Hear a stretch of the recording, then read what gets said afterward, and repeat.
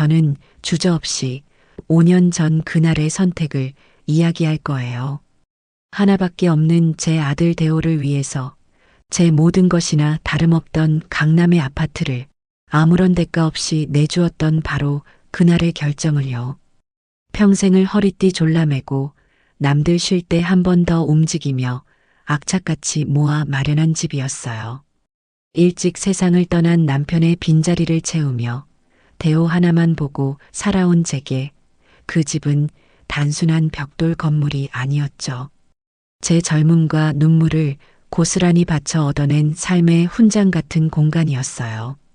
그런 소중한 집을 아들 내외가 편히 살도록 내어주고 저는 아무런 연고도 없는 지방의 작은 집으로 터전을 옮겼습니다. 모든 일의 시작은 아들 대호의 전화 한 통이었어요. 어느 날 저녁이었죠. 어머니, 드릴 말씀이 있는데요.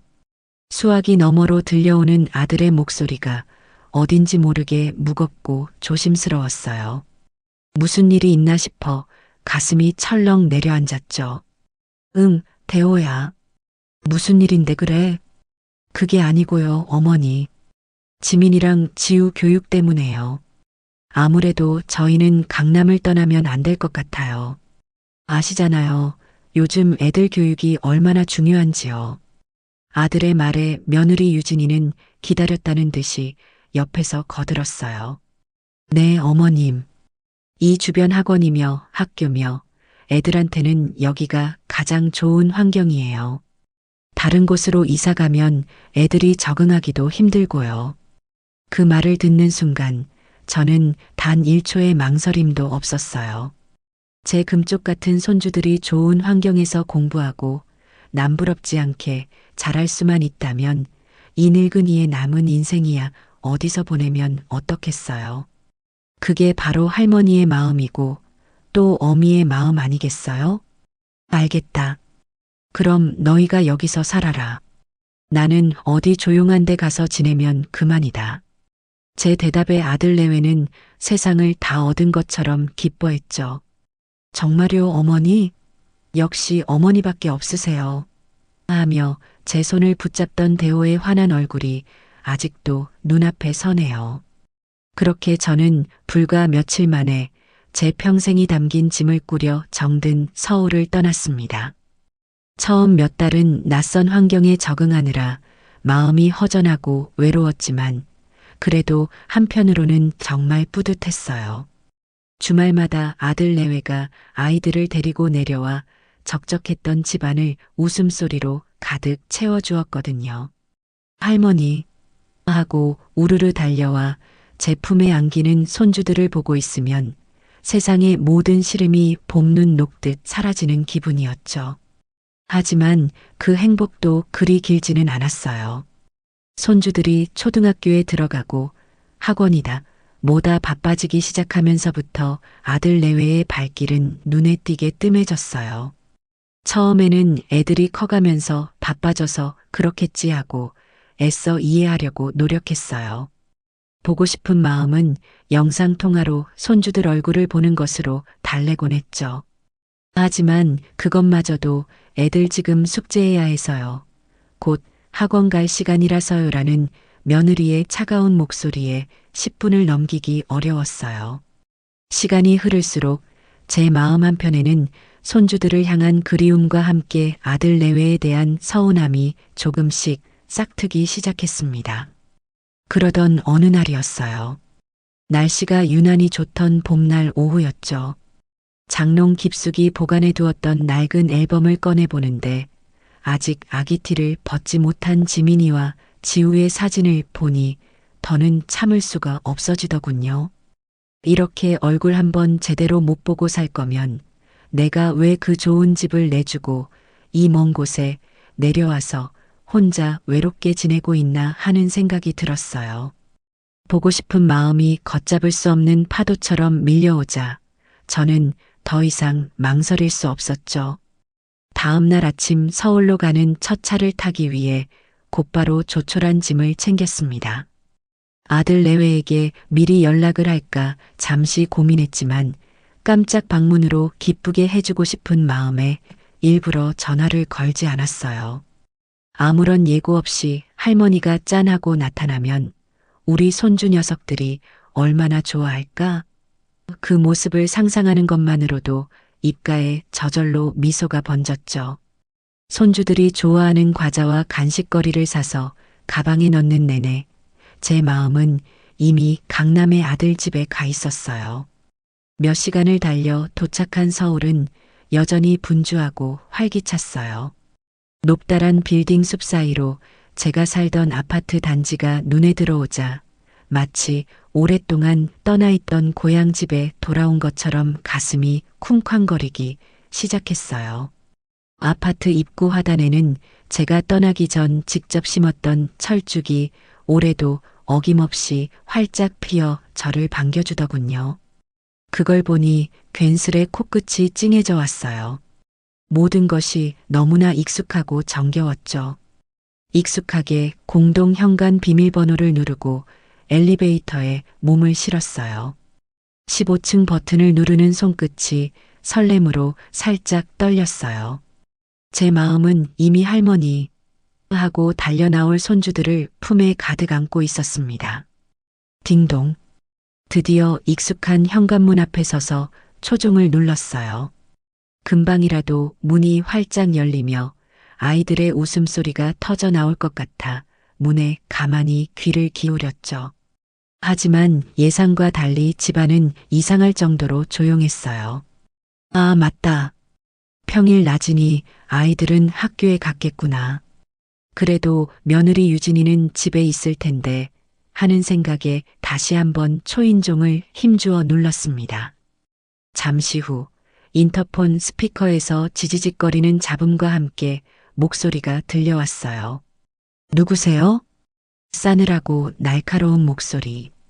분명 제 며느리 유진이의 목소리가 맞았지만 마치 모르는 사람을 대하듯 냉랭하기 짝이 없는 말투였어요. 저는 순간 너무 당황해서 말문이 막혔어요. 저를 모를 리가 없는데 대체 왜 저렇게 낯선 사람처럼 묻는 걸까요? 나다. 나 윤자. 문 좀 열어주렴.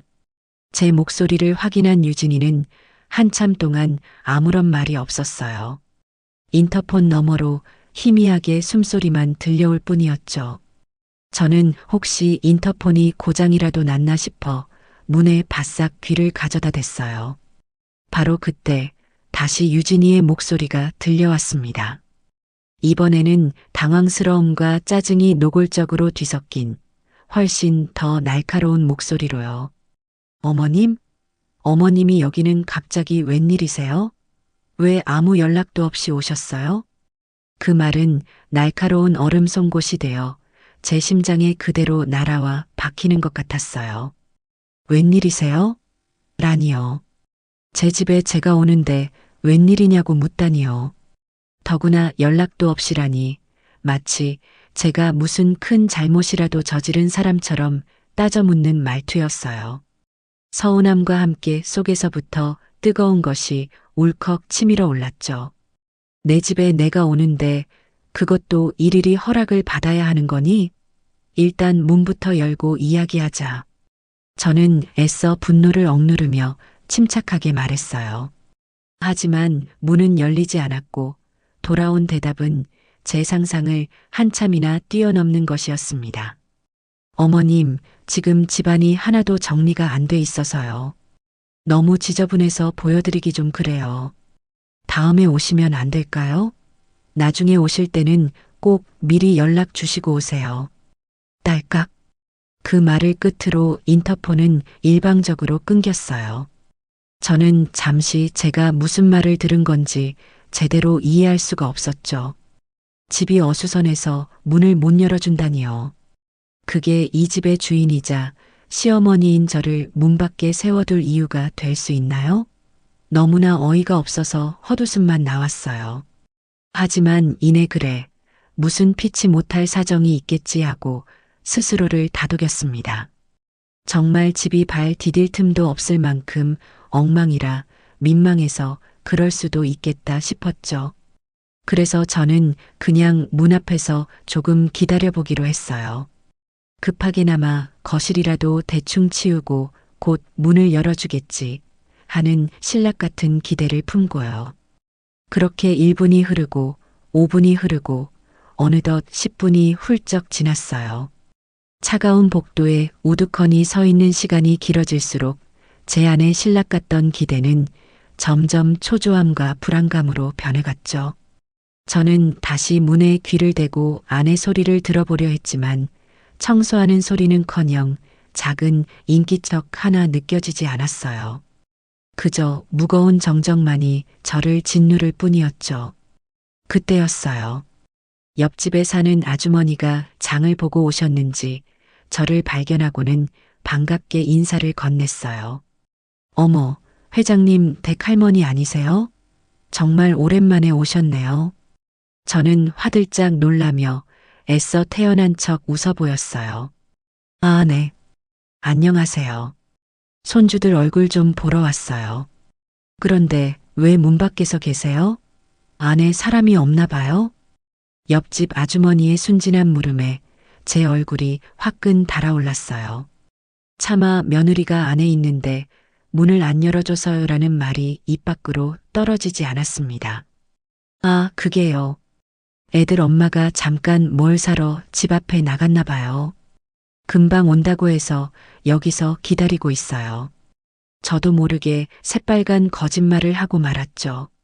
제 자신이 너무나도 초라하고 비참하게 느껴지는 순간이었어요.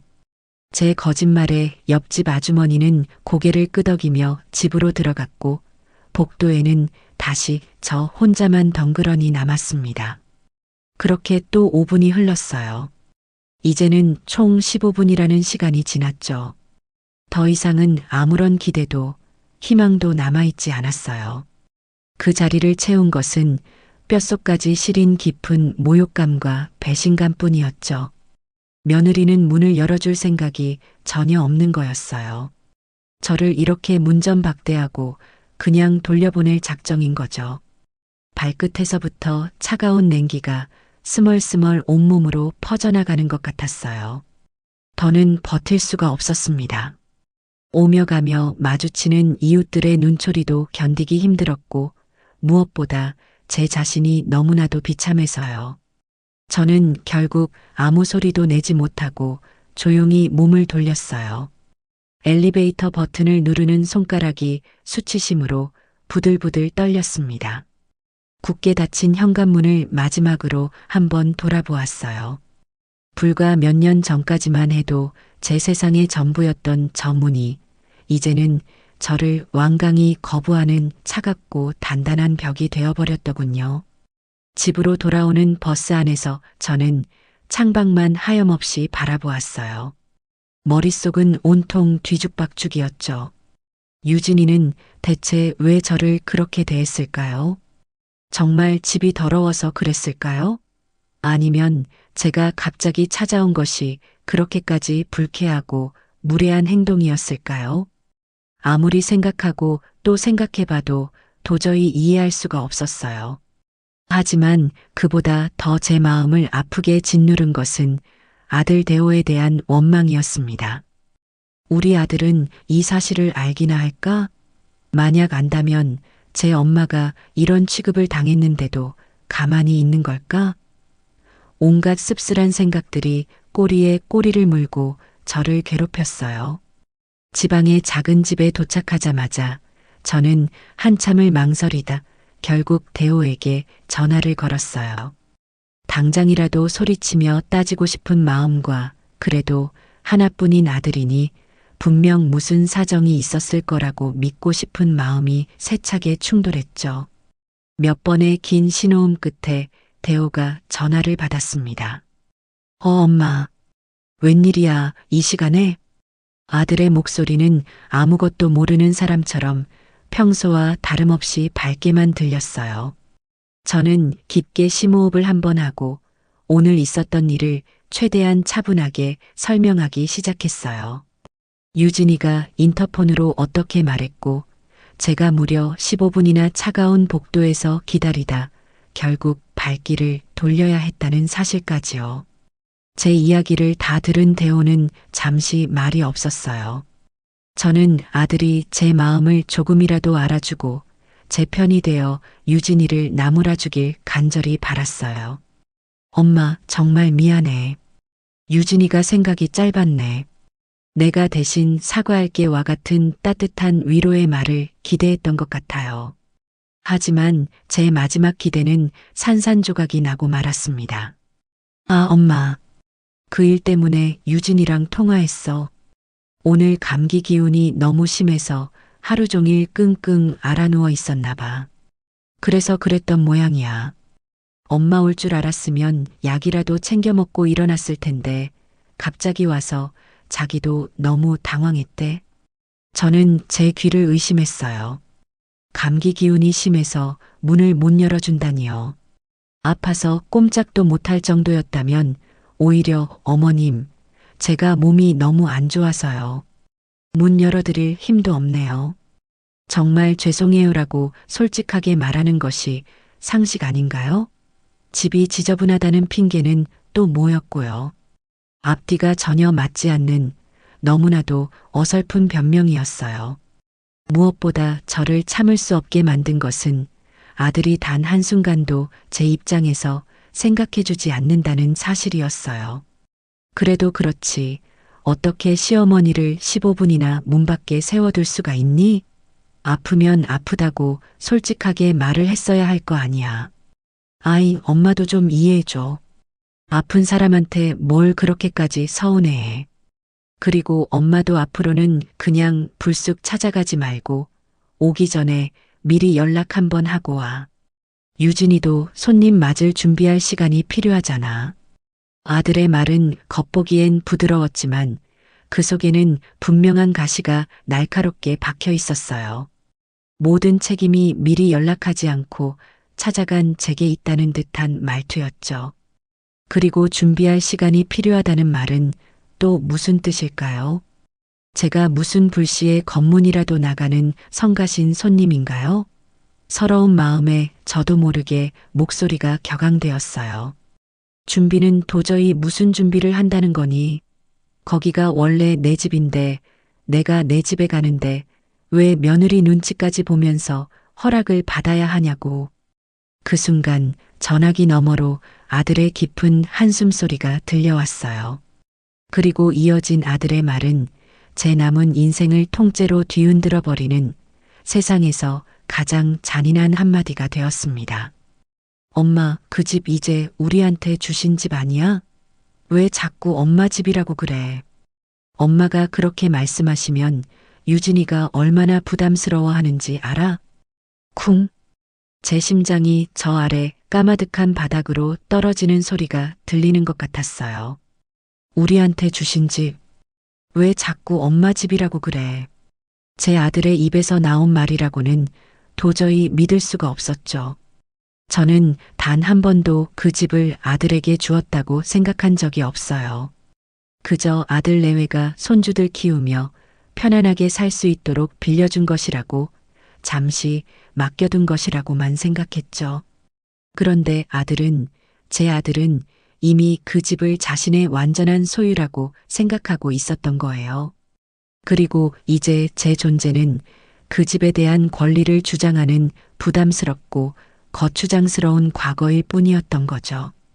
전화기를 들고 있던 손이 힘없이 아래로 툭 떨어졌어요. 더 이상 아들과 무슨 말을 할 수 있을까요? 제 아들은 더 이상 제 아들이 아니었어요. 며느리 이유진의 남자, 그리고 그 집의 새로운 주인이 되어 제 어미를 문 밖으로 밀어내고 있었어요. 제가 바친 청춘과 헌신이, 제 인생 그 자체였던 그 집이 이렇게 허무하게 부정당하는 순간이었습니다. 알았다. 다신 그런 말 안 할게. 이만 끊는다. 저는 간신히 그 말만 내뱉고 전화를 끊었어요. 거실 한가운데 우두커니 서서 한참을 꼼짝도 할 수가 없었어요. 창밖은 어느새 칠흑 같은 어둠에 잠겨 있었죠. 마치 제 마음속처럼 한치 앞도 보이지 않았어요. 오늘 하루 동안 겪었던 모든 일들이 잔인한 영화의 한 장면처럼 머릿속을 스쳐 지나갔어요. 며느리의 차가운 목소리, 굳게 닫혔던 현관문, 저를 위아래로 훑어보던 이웃의 무심한 눈초리, 그리고 마지막으로 제 가슴에 대못을 박은 아들의 말까지. 이것은 결코 단순한 해프닝이 아니었어요. 앞으로 제게 닥쳐올 거대한 폭풍의 불길한 서막이었죠. 그날 이후 저는 며칠 밤낮을 끙끙 앓았어요. 몸이 아픈 것보다 마음이 골마 터져버린 것 같았죠. 아들의 그 한마디, 왜 자꾸 엄마 집이라고 그래라는 말이 귓가에서 떠나지 않고 저를 괴롭혔어요. 배신감에 치를 떨다가도 아니다. 내가 오해한 걸 거야.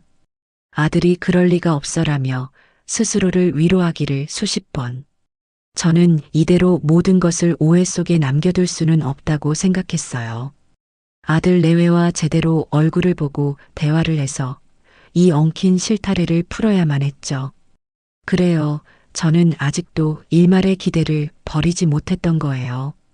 그래서 저는 큰 결심을 하고 다시 며느리에게 전화를 걸었습니다.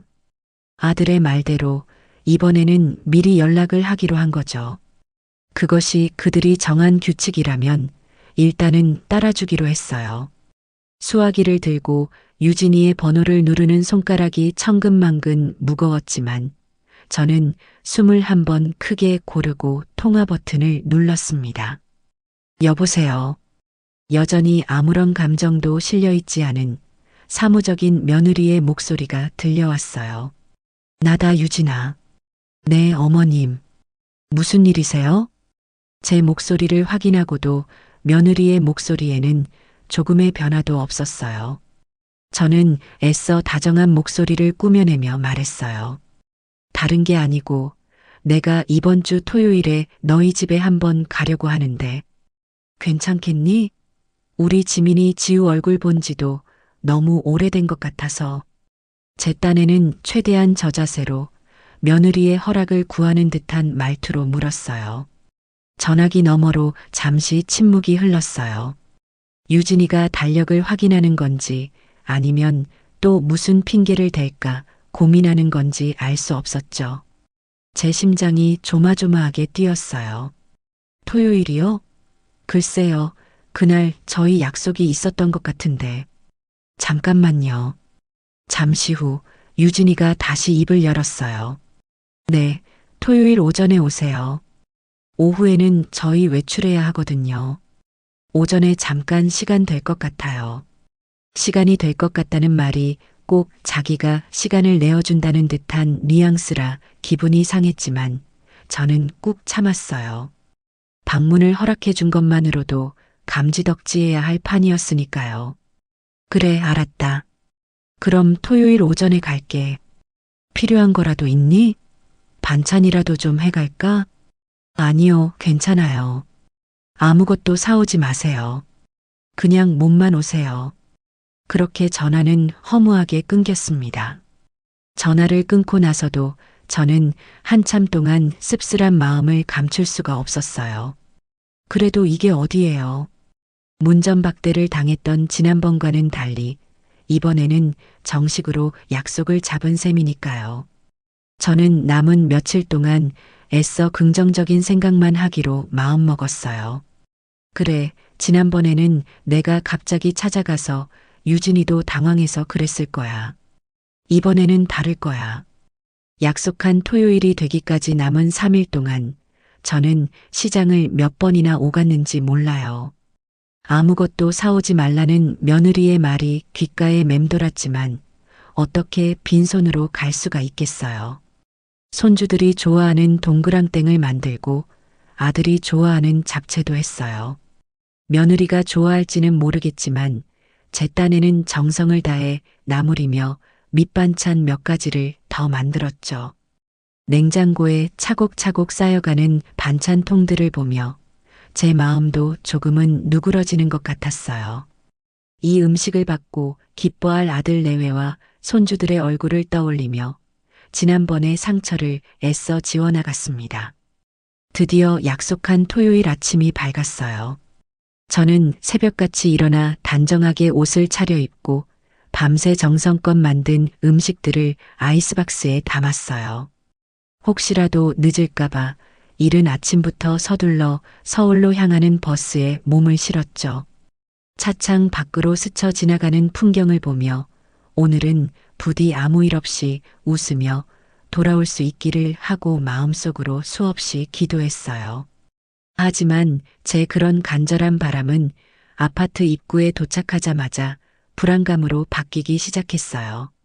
지난번에 그 차가운 기억이 되살아나면서 괜히 심장이 두근거렸거든요. 저는 애써 마음을 다잡고 엘리베이터에 올라탔어요.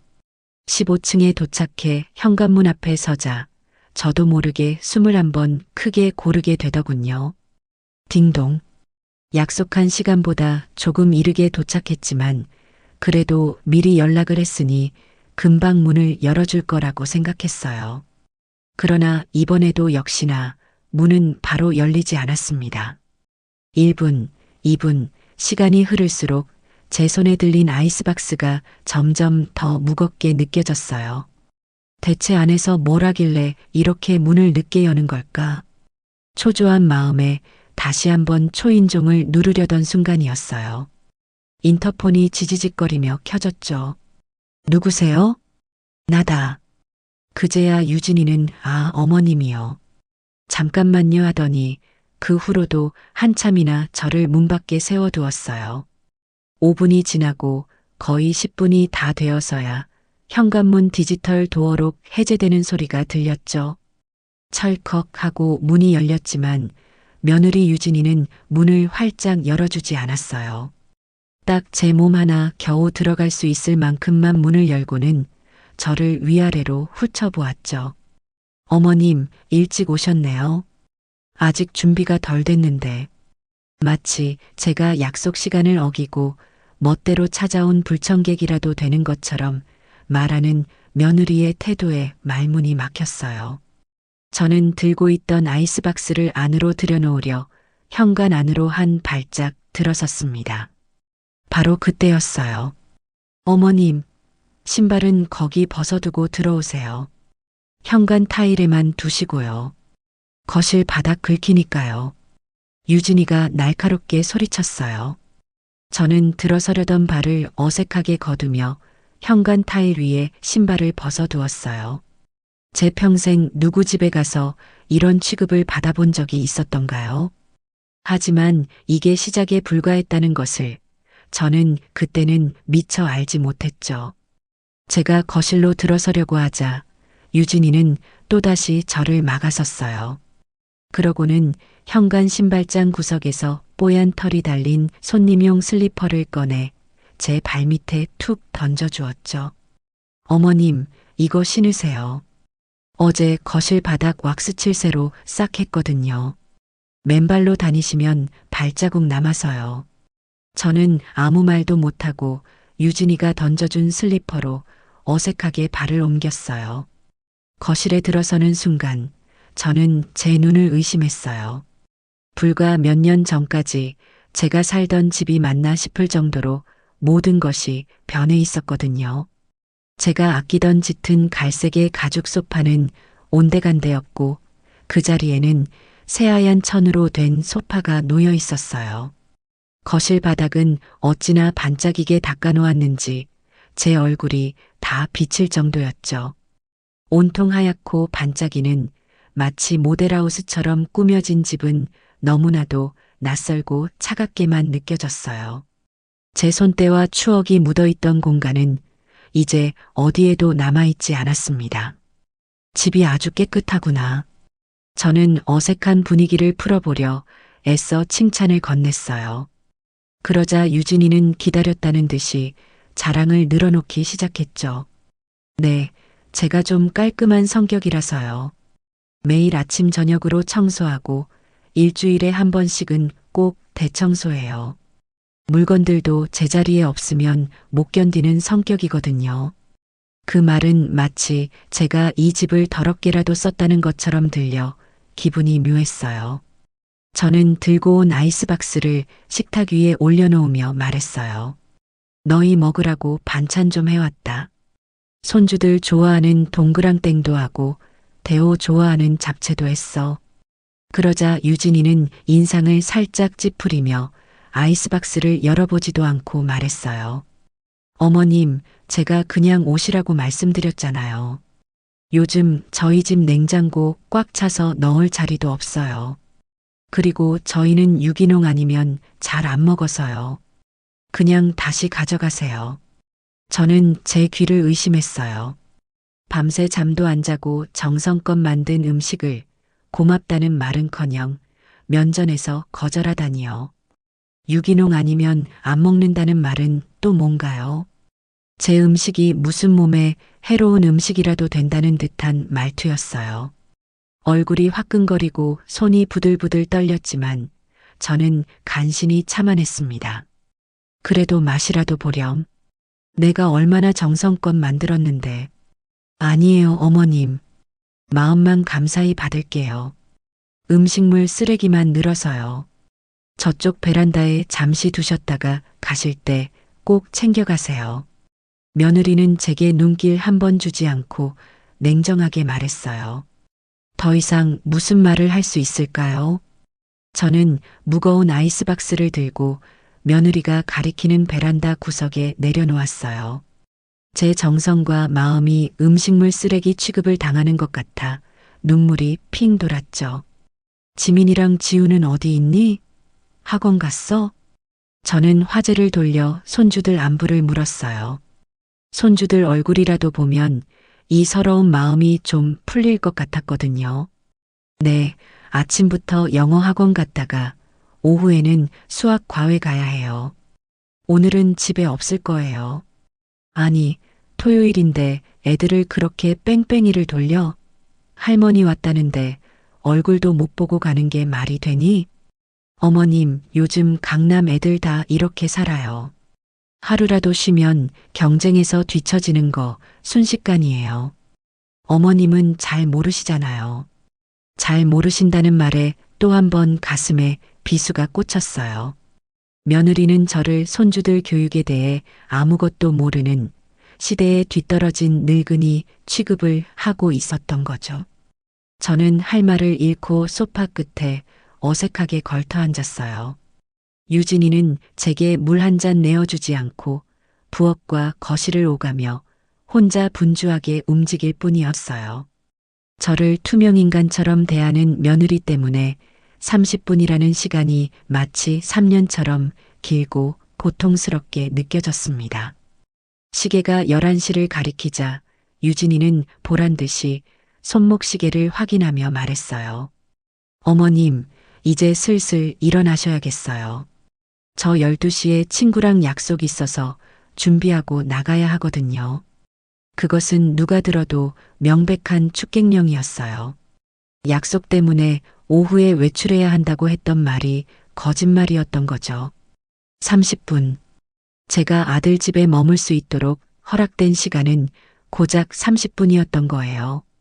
저는 더 이상 참을 수가 없었어요. 제 안에서 무언가 툭 하고 끊어지는 소리가 들렸죠. 유진아. 저는 자리에서 일어나 며느리를 똑바로 쳐다보며 물었어요. 너 나한테 왜 이러는 거니? 내가 너한테 뭘 그렇게 잘못했어? 제 질문에 유진이는 어깨를 으쓱하며 피식 웃더군요. 그러더니 그동안 감춰왔던 본심을 거침없이 쏟아내기 시작했어요. 어머님, 제가 솔직하게 말씀드릴게요. 그냥 저희 사는 모습에 간섭하지 않으셨으면 좋겠어요. 이 집, 물론 어머님 집 맞죠? 그런데 지금 실제로 사는 건 저희 가족이잖아요.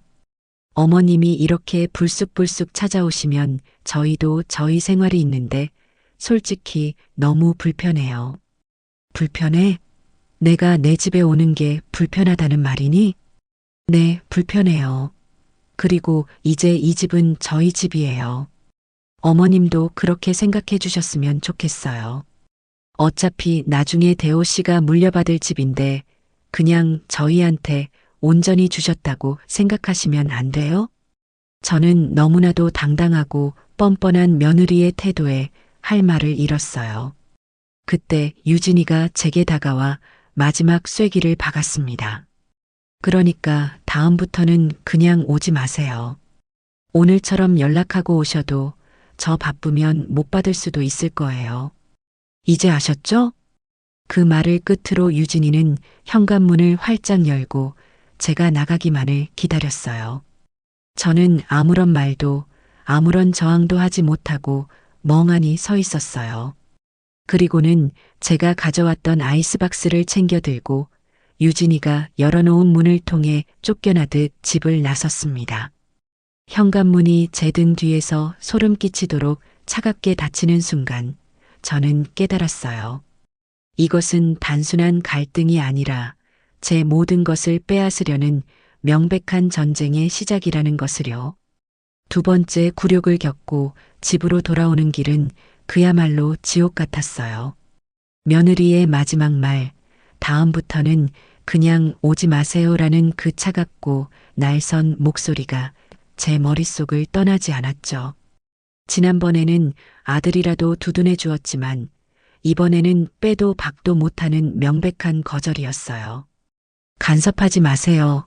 저희 집이에요. 며느리의 말 한마디 한마디가 날카로운 파편이 되어 제 심장을 헤집는 것 같았죠. 버스 창문에 비친 제 얼굴은 핏기 하나 없이 초췌하기 짝이 없었어요. 대체 왜 저렇게까지 하는 걸까? 집에 돌아와서도 며칠 동안 그 생각에서 벗어날 수가 없었어요. 단순히 시어머니의 방문이 불편해서라고 하기에는 며느리의 태도는 도를 한참 넘어선 것이었어요. 마치 제가 그 집에 발을 들이면 안 되는 무슨 큰 이유라도 있는 사람처럼 저를 필사적으로 막는다는 느낌을 지울 수가 없었죠. 처음에는 분노와 서러움에 아무 생각도 할 수 없었지만 시간이 조금 지나고 감정이 가라앉아 머리가 차갑게 식기 시작했어요. 그리고 마음 한구석에서 불길한 의심이 고개를 들기 시작했습니다. 무언가 이상했어요.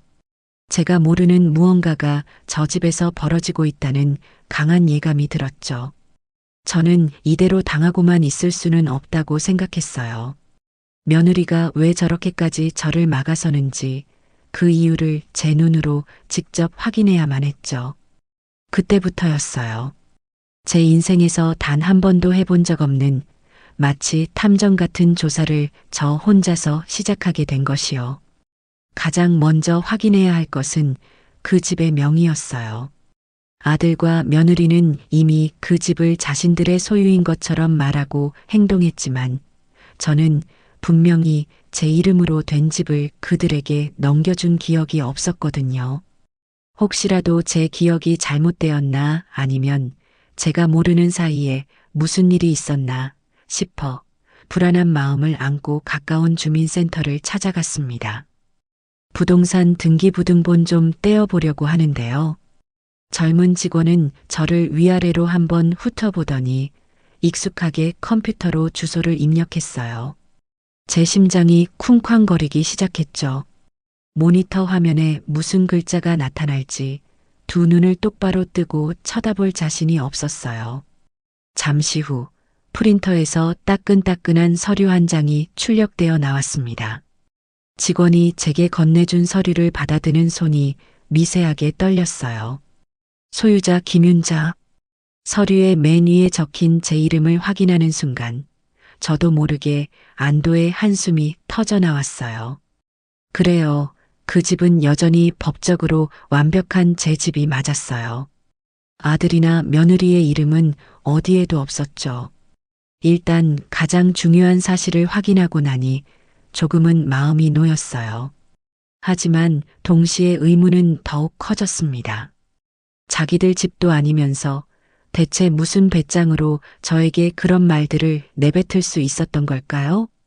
저는 등기부등본을 가방에 고이 넣고 집으로 돌아와 다시 한번 꼼꼼히 서류를 살펴보았어요. 그런데 이상한 점이 눈에 띄었어요. 제가 살던 때와는 다르게 아파트의 구조나 면적에 대한 내용이 조금 변경되어 있었죠.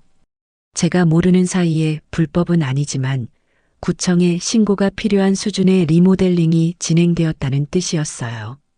바닥 왁스칠을 새로 했다는 며느리의 말이 떠올랐어요. 단순히 바닥만 새로 깐 수준이 아니었던 거죠. 집주인인 제 허락도 없이 자기들 마음대로 집을 뜯어 고쳤다는 사실에 어이가 없어서 말이 나오지 않았어요. 끓어오르는 분노를 간신히 억누르며 저는 다음 단계로 넘어가기로 했습니다. 며칠 후 저는 핑계를 만들어 다시 서울로 향했어요. 병원 진료가 있다는 거짓말을 하고 아침 일찍 집을 나섰죠.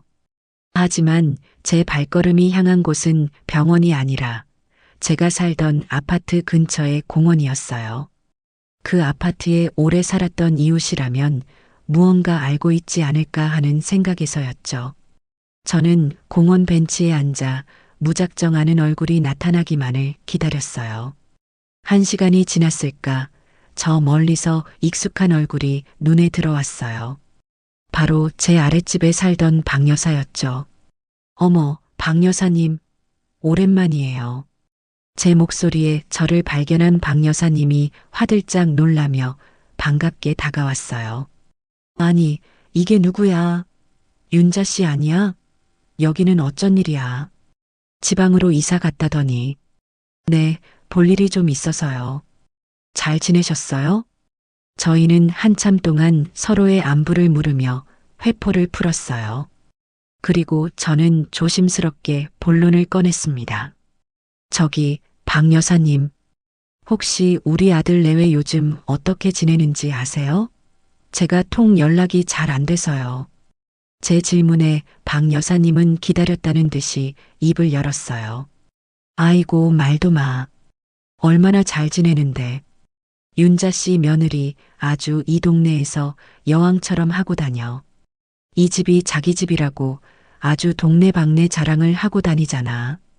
박 여사님의 말에 제 심장이 쿵 내려앉는 것 같았어요. 자기 집이라고요? 그럼. 얼마 전에는 집 리모델링 싹 했다고 우리 부녀의 사람들 다 불러서 집들이도 했어. 돈을 몇 천만 원이나 들였다나 뭐라나. 아주 입이 귀에 걸렸더라고. 열심히 살았더니 강남에 제 이름으로 된 집도 갖게 되네요 하면서 말이야. 저는 아무 말도 할 수가 없었어요. 며느리가 제 등 뒤에서 그런 거짓말을 하고 다니고 있었다니요. 박 여사님은 제 표정이 굳어지는 것도 모른 채 계속해서 말을 이어갔어요. 그리고 요즘은 집에 사람들도 엄청 자주 불러. 밤늦게까지 시끄럽게 파티 같은 것도 자주 하고. 젊은 사람들이라 그런지 아주 신나게들 살더라고. 몇 번 시끄러워서 민원을 넣을까 하다가 그래도 윤자 씨 아들 생각해서 참았지. 모든 퍼즐 조각이 맞춰지는 순간이었어요. 며느리가 저를 그토록 필사적으로 막았던 이유. 그것은 바로 자신의 거짓말이 탄로 날까봐 두려웠기 때문이었던 거죠. 제가 그 집에 나타나는 순간 자신이 만들어 놓은 강남 아파트자가 소유자라는 허상과 거짓말이 모두 무너져 내릴 테니까요. 박 여사님과 헤어지고 집으로 돌아오는 길, 저는 분노보다 더 큰 허탈감에 휩싸였습니다. 하지만 진짜 충격은 아직 남아 있었어요. 집에 돌아온 저는 문득 며느리가 했던 말이 생각났어요. 예전에 얼핏 자기는 SNS에 자기 일상을 기록하는 걸 좋아한다고 했었죠.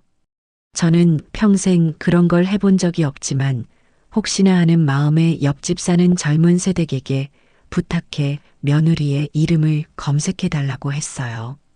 그리고 잠시 후 옆집 세댁이 건네준 휴대폰 화면을 보고 저는 그 자리에 얼어붙고 말았습니다. 화면 속에는 제 며느리 유진이의 화려한 일상이 파노라마처럼 펼쳐지고 있었어요.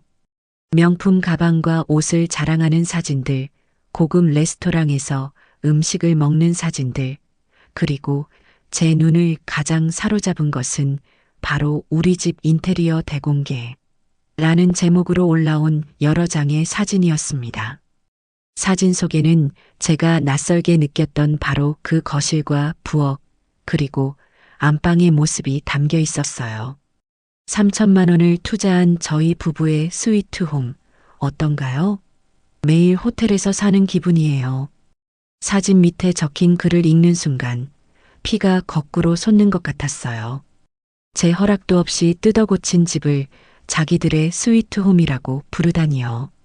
스크롤을 내려보니 그 밑에는 친구들의 부러움 가득한 댓글들이 달려 있었어요. 언니, 집 진짜 대박이다. 완전 성공했네. 강남 아파트라니 너무 부럽다. 그리고 그 댓글 밑에 달린 유진이의 답글은 제 남은 이성마저 끊어버리기에 충분했습니다. 뭘 이 정도 가지고 그냥 열심히 살았더니 좋은 집도 갖게 되고 그러네. 마치 자기 힘으로 그 집을 이룬 것처럼 너무나도 태연하고 뻔뻔하게 거짓말을 하고 있었던 거예요.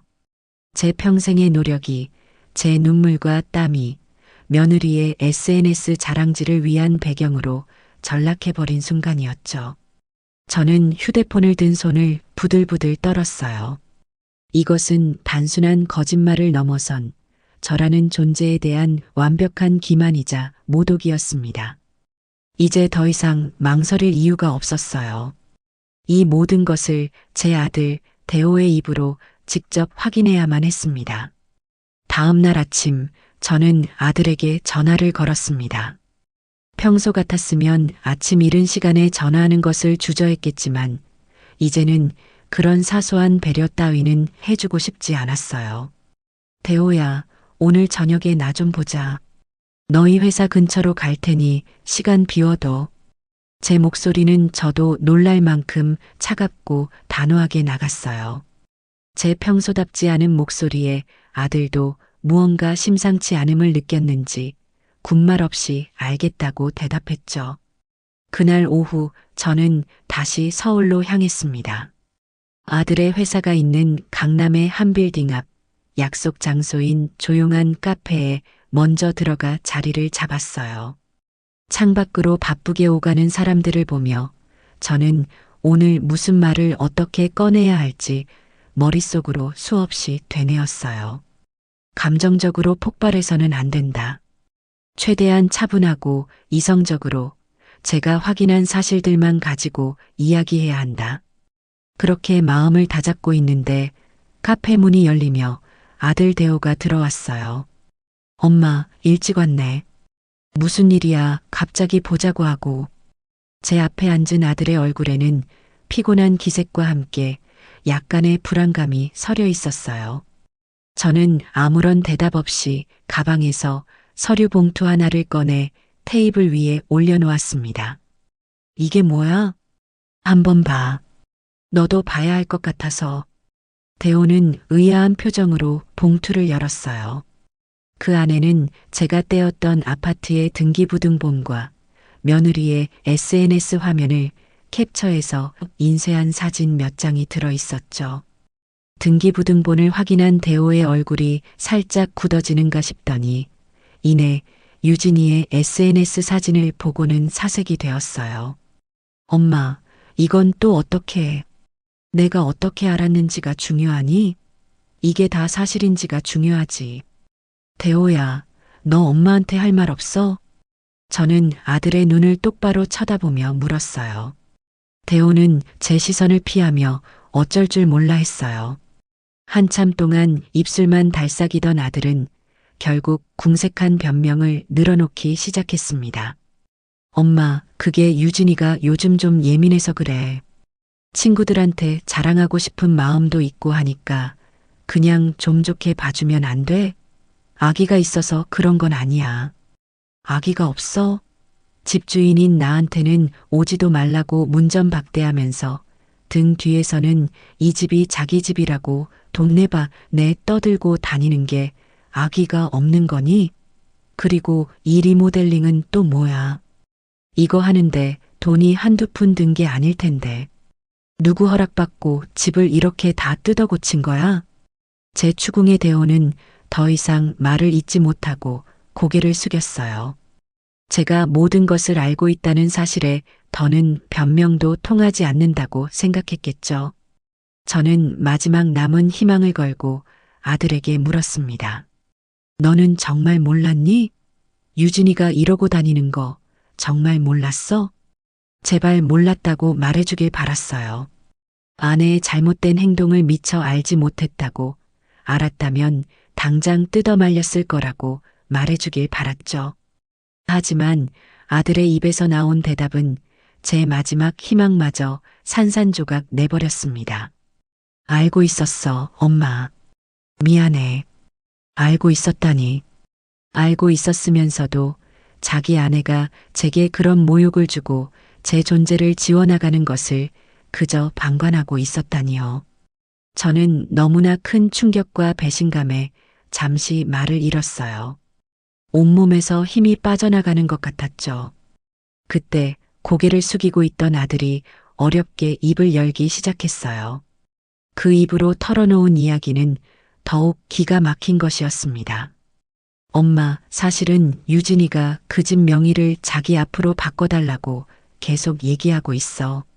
뭐? 명의를 바꿔달라고? 응.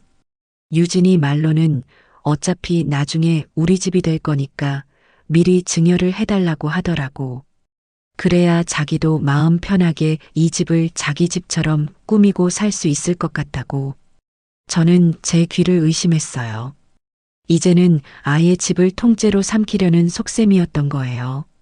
제가 그 집에 드나드는 것을 막았던 것도, 집을 자기 마음대로 뜯어고쳤던 것도 모두 이 집을 완전히 자기 것으로 만들기 위한 계획의 일부였던 거죠. 그래서 너는 뭐라고 했는데? 설마 거기에 동조한 건 아니지? 저는 떨리는 목소리로 물었어요.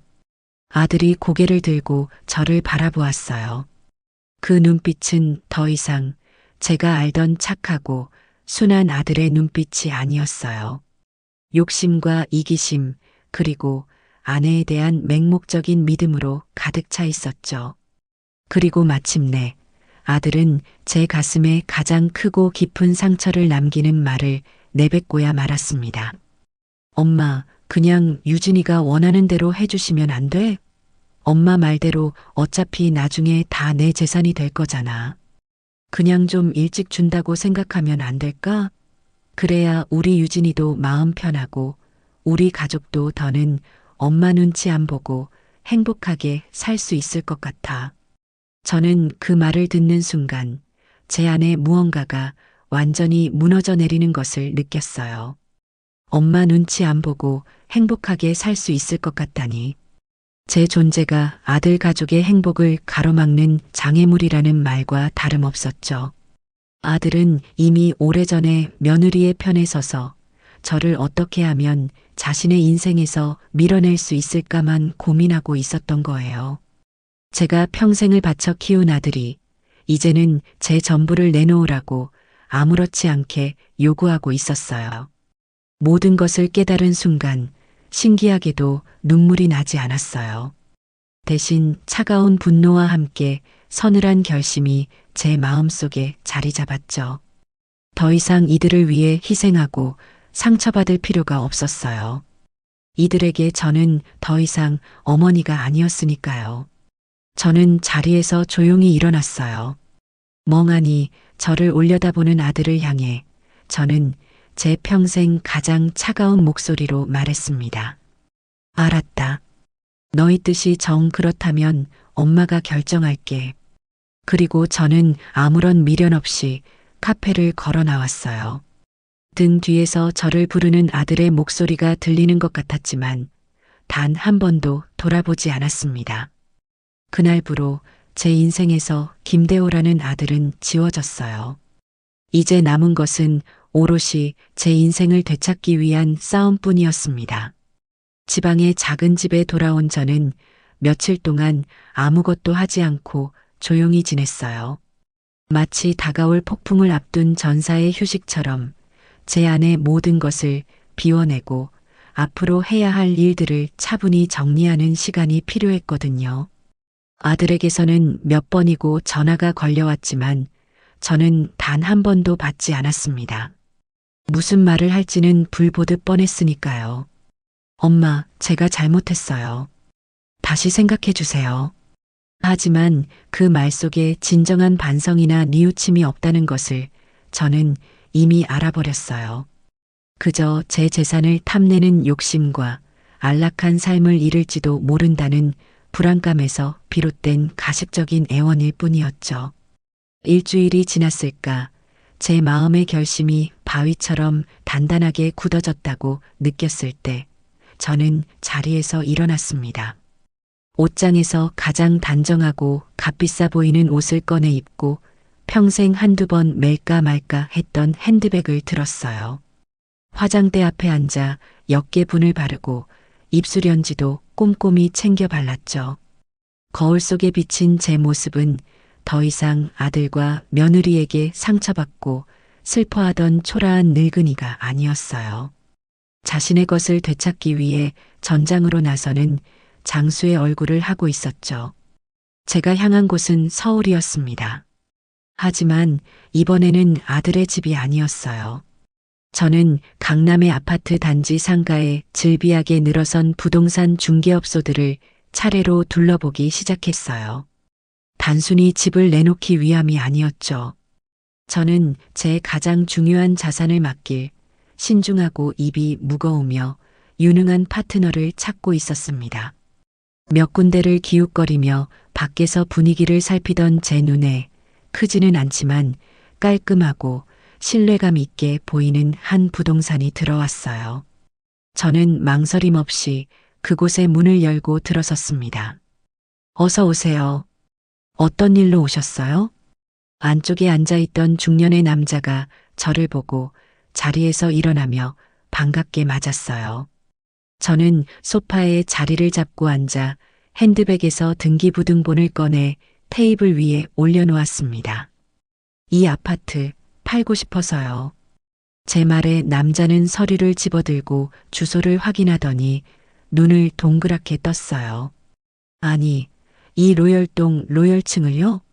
어르신이 집주인이셨군요. 이 집은 저희 부동산에서도 다들 탐내는 매물인데 내놓으시는 분이 없어서 거래를 못하고 있었어요. 그는 호들갑스럽게 말하며 저를 다시 한번 훑어보았죠. 아마 제 행색이 이런 비싼 집의 소유주일 거라고는 상상하지 못했던 모양이에요. 시세는 잘 알고 계시죠? 요즘 워낙 올라서 못 받아도 30억은 충분히 받습니다. 혹시 급하게 파시는 거면 저희가 아는 투자자분들께 연락해서 최대한 빨리 정리해 드릴 수도 있고요. 남자는 제가 돈이 급해 집을 파는 것이라고 지레짐작하는 듯 했어요. 저는 그의 눈을 똑바로 쳐다보며 차분하게 말했습니다. 아니요, 금매로 팔 생각 전혀 없어요. 제값 다 받고 팔 겁니다. 그러니 정상가로 시장에 내놓아 주세요. 서두를 필요 없으니 가장 좋은 조건의 구매자를 찾아주셨으면 좋겠네요. 제 단호하고 여유로운 태도에 남자는 살짝 당황하는 기색을 보였어요. 그는 이내 전문가다운 표정으로 돌아와 고개를 끄덕였죠. 알겠습니다, 사모님. 그럼 시세대로 30억의 매물을 등록해 드리겠습니다. 워낙 좋은 집이라 금방 새 주인이 나타날 겁니다. 그렇게 제 인생의 전부나 다름없던 집은 시장에 매물로 등록되었습니다. 저는 부동산 사장에게 한 가지를 더 당부했어요. 그리고 집을 보러 올 사람이 있으면 지금 살고 있는 사람들과 약속을 잡아야 할 텐데요. 그 부분은 저한테 먼저 연락을 주십시오. 제가 중간에서 조율하겠습니다. 세입자들한테는 제가 알아서 이야기할 테니까요. 저는 아들 내외를 세입자라고 칭했어요. 그들에게는 이제 그 정도의 호칭도 과분하다고 생각했으니까요. 부동산을 나서는 제 발걸음은 이상하리만치 가벼웠습니다. 시원섭섭한 마음이 들 법도 한데 오히려 오랫동안 저를 짓누르던 무거운 돌덩이가 사라진 것처럼 후련하기만 했어요. 그날 이후 저는 제 일상으로 돌아와 조용히 때를 기다렸습니다. 아들과 며느리에게는 집을 내놓았다는 사실을 일절 알리지 않았죠. 그들이 어떤 경로로든 그 사실을 알게 되었을 때 어떤 반응을 보일지 궁금했어요. 하루, 이틀, 시간은 생각보다 조용히 흘러갔습니다.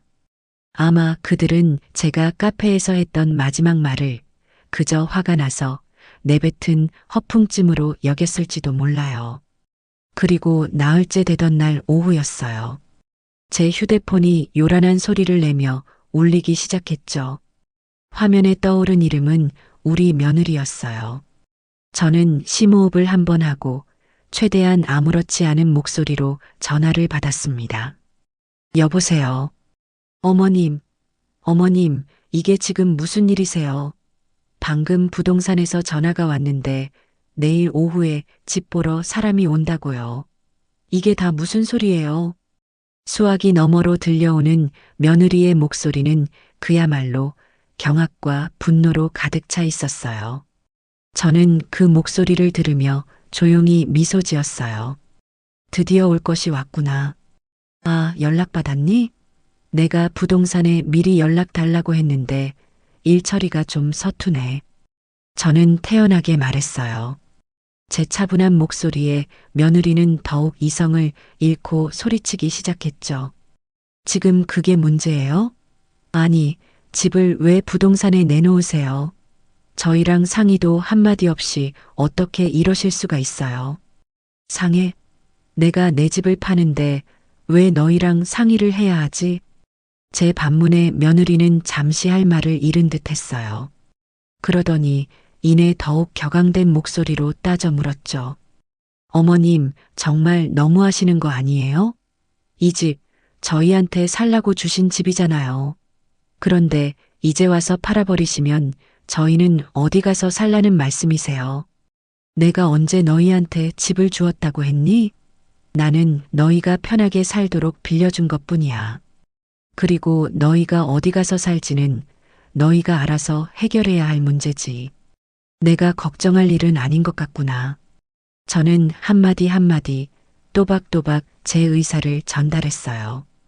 더 이상은 그들의 감정에 휘둘리거나 상처받지 않기로 했으니까요. 제 단호한 태도에 며느리는 거의 울부짖다시피 전화를 끊었어요. 아마 제정신이 아니었겠죠. 그리고 30분도 채 지나지 않아 이번에는 아들에게서 전화가 걸려왔어요. 받지 않으려다 이 소동의 마무리는 아들과 직접 지어야 한다는 생각에 통화 버튼을 눌렀습니다. 예상대로 아들의 목소리는 다급하고 절박했어요. 엄마, 엄마, 이게 다 사실이야? 유진이한테 들었는데 집 정말 내놓은 거야? 그래, 사실이다. 엄마, 어떻게 나한테 이럴 수가 있어? 내가 그날 잘못했다고 했잖아. 내가 다 빌었잖아. 내가 빈 것은 진심이 아니었잖니. 내 집을 잃을까봐 두려웠을 뿐이지. 제 전곡을 찌르는 말에 아들은 잠시 말을 잇지 못했어요. 그러더니 곧바로 읍소 작전으로 나오더군요. 엄마, 제발. 우리 지민이랑 지우는 어떡하라고 그래. 애들 학교도 여기고 친구들도 다 여기에 있는데. 갑자기 집을 팔면 애들 인생은 뭐가 돼. 제발 애들 봐서라도 걷어줘. 응? 손주들을 방패 삼아 제 동정심에 호소하는 아들의 모습이 역겹기까지 했어요. 애들 인생? 너희가 내게 문전박대하고 오지 말라고 소리칠 때 그때는 내 인생은 안중에도 없었니? 이제 와서 아이들 핑계를 대는 건 너무 비겁하지 않니? 저는 차갑게 말했어요. 더 이상은 그 어떤 말에도 흔들리지 않을 거라는 제 의지를 보여주고 싶었죠. 아들은 결국 전화를 끊고 그날 저녁 회사 일이 끝나자마자 헐레벌떡 제 지방 집으로 쫓아왔습니다. 초인종 소리에 문을 열어주자 땀으로 흠뻑 젖고 넥타이는 비뚤어진 채 금방이라도 울음을 터뜨릴 것 같은 얼굴의 아들이 서 있었어요.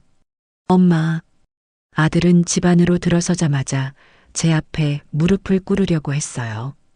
저는 그 모습을 차갑게 막아섰습니다. 일어서라. 내가 무릎 꿇는다고 해서 내 결정이 바뀔 일은 없어. 엄마, 제발요. 제가 정말 잘못했어요. 유진이도 지금 집에서 울고불고 난리예요. 저희 이제 어떡해요? 당장 어디 가서 집을 구해요? 아들의 절박한 외침에도 제 마음은 잔물결 하나 잃지 않았어요.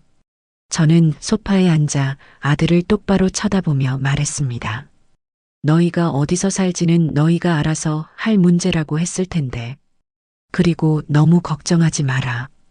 법적으로 너희가 갑자기 길거리에 나앉을 일은 없으니까. 그게 무슨 소리야? 내 집을 팔 권리는 나한테 있는 거야, 대호야. 그리고 너는 더 이상 내 아들이기 이전에 내 집에 무상으로 거주하고 있는 세입자일 뿐이지. 제 입에서 나온 세입자라는 말에 아들의 얼굴이 하얗게 질렸어요. 엄마, 어떻게 그런 말을? 왜 틀린 말이라도 했니? 너희가 그토록 원하던 대로 나는 이제 너희 인생에 부담스러운 존재가 되지 않으려고 한다. 그러니 너희도 이제 그만 내 집에서 나가서 너희 힘으로 한번 살아보렴. 제가 자리에서 일어나 방으로 들어가려고 하자 아들이 다급하게 제 팔을 붙잡았어요. 엄마, 이 집 우리한테 주신 집 아니었어요? 정말 아니었어? 아들의 눈에는 마지막 남은 희망과 절망이 뒤섞여 있었어요.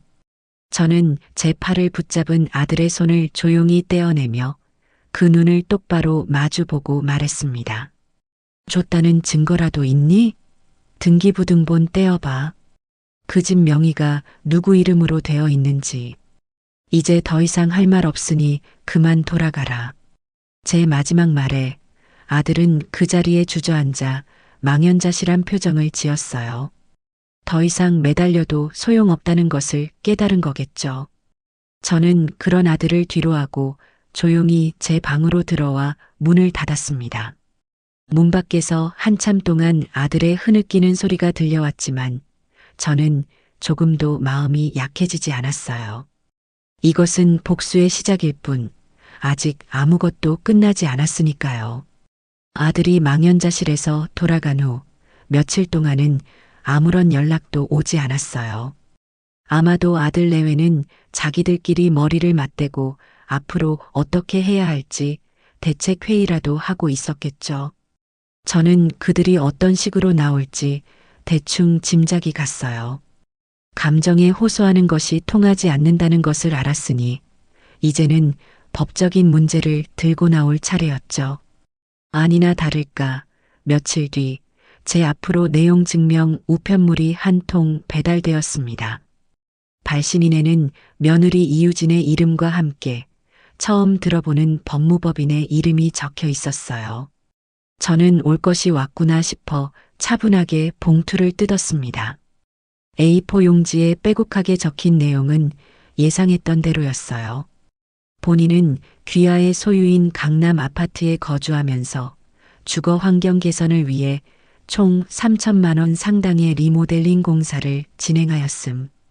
따라서 귀하는 본인에게 리모델링 비용 3천만 원을 즉시 보상할 법적 의무가 있음. 마지막에는 이 요구에 응하지 않을 시 민사소송을 제기하겠다는 으름장까지 적혀 있었죠. 저는 그 서류를 읽고 어이가 없어서 실소를 터뜨렸어요. 자기들 마음대로 남의 집을 뜯어 고쳐놓고 이제 와서 그 돈을 물어내라니. 세상에 이렇게 뻔뻔하고 염치 없는 사람들이 또 있을까요? 하지만 한편으로는 덜컥 겁이 나기도 했어요. 저는 평생 법 같은 건 모르고 살아온 사람인데 막상 이렇게 법적인 용어가 가득한 서류를 받으니 어떻게 대처해야 할지 막막했거든요. 이 싸움은 더 이상 저 혼자만의 힘으로는 버겁겠다는 생각이 들었습니다. 제게도 저를 지켜줄 방패와 무기가 되어줄 전문가가 필요했죠. 그때 문득 오래전부터 알고 지내던 제 친구 영숙이가 떠올랐어요. 영숙이도 몇 년 전에 자식 문제로 크게 속을 썩이다가 변호사 도움을 받아서 깔끔하게 문제를 해결했다는 이야기가 생각났거든요.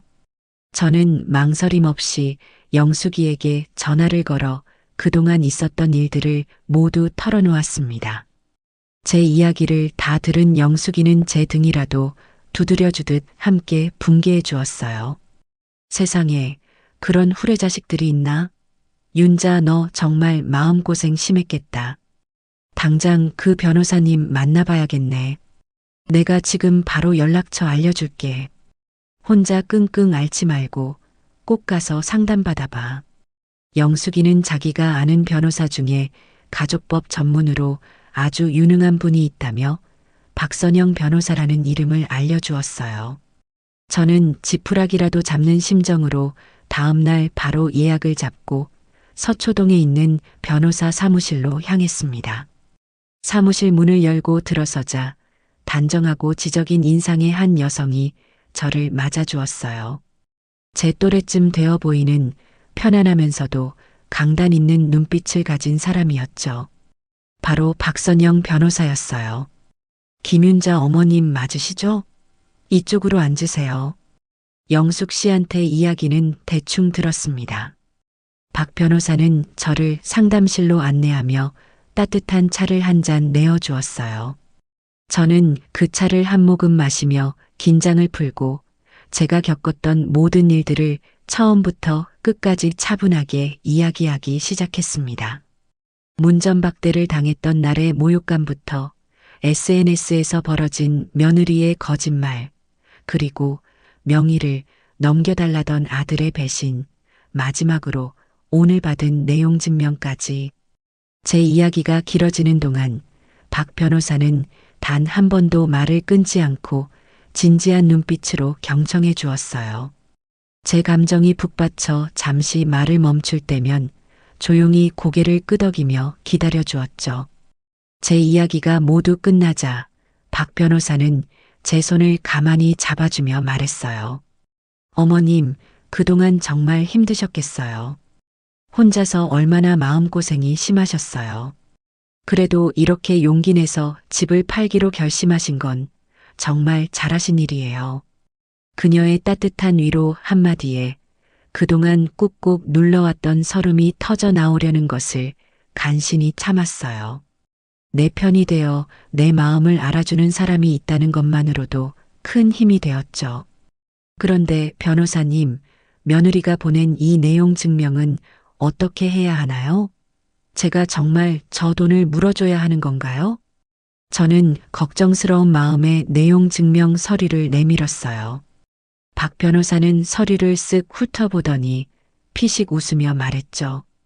어머님, 이건 아무런 걱정하실 필요가 없어요. 오히려 저쪽이 큰 실수를 한 거네요. 네, 그게 무슨 말씀이세요? 민법상으로 임차인이 임대인의 동의 없이 주택의 구조를 변경하거나 리모델링을 한 경우 임대인은 이에 대한 비용을 보상할 의무가 전혀 없습니다. 오히려 그 반대죠. 박 변호사는 법전을 펼쳐 보이며 제게 차근차근 설명해 주기 시작했어요. 집주인의 동의 없는 리모델링은 법적으로 아무런 효력이 없어요.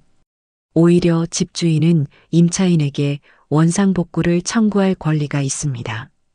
즉, 어머님은 며느리에게 당신이 뜯어 고친 집을 원래대로 돌려놓으라고 요구할 수 있다는 뜻이에요. 만약 원상복구가 불가능하다면 그에 상응하는 손해배상을 청구할 수도 있고요. 그러니 저 3천만 원은 물어줄 필요가 없는 것은 물론이고 오히려 어머님이 역으로 소송을 걸 수도 있는 상황인 거죠. 박 변호사의 명쾌한 설명에 제 눈앞이 환하게 밝아지는 것 같았어요. 저는 그저 당하고만 있어야 하는 약자가 아니었던 거예요. 제게도 저들을 상대할 수 있는 강력한 법적 권리가 있었던 거죠. 그럼 저도 저 애들한테 원상복구하라고 내용 증명을 보내야 할까요? 그렇게 하셔도 되지만 제 생각에는 굳이 그럴 필요까지는 없어 보여요. 어머님이 원하시는 건 돈이 아니라 하루빨리 그 집에서 평온을 되찾는 것이잖아요. 네, 맞아요. 저는 그냥 조용히 저 집을 팔고 그 애들을 제 인생에서 내보내고 싶을 뿐이에요. 그렇다면 이 내용 증명은 가볍게 무시하시고 우리는 우리 계획대로 집을 파는 것에만 집중하면 됩니다. 아마 저쪽에서도 자기들 요구가 법적으로 근거가 없다는 걸 알면 더 이상 이 문제로 어머님을 괴롭히지는 못할 거예요. 박 변호사의 말에 저는 큰 확신을 얻었어요. 그녀는 마치 안개 속을 헤매던 제게 밝은 등대가 되어주는 것 같았죠. 저는 그 자리에서 박 변호사에게 이 사건을 정식으로 위임하기로 결정했습니다. 그녀는 제 결정을 듣고 고개를 끄덕이며 앞으로 진행될 과정에 대해 구체적인 전략을 세워주기 시작했어요. 일단 집이 계약되면 법적으로는 잔금 치르는 날 집을 비워주는 것이 원칙입니다. 하지만 아드님 가족이 순순히 나가주지 않을 가능성이 높아요. 그럴 경우를 대비해야 합니다. 만약 저 애들이 끝까지 버티면 어떻게 해야 하나요?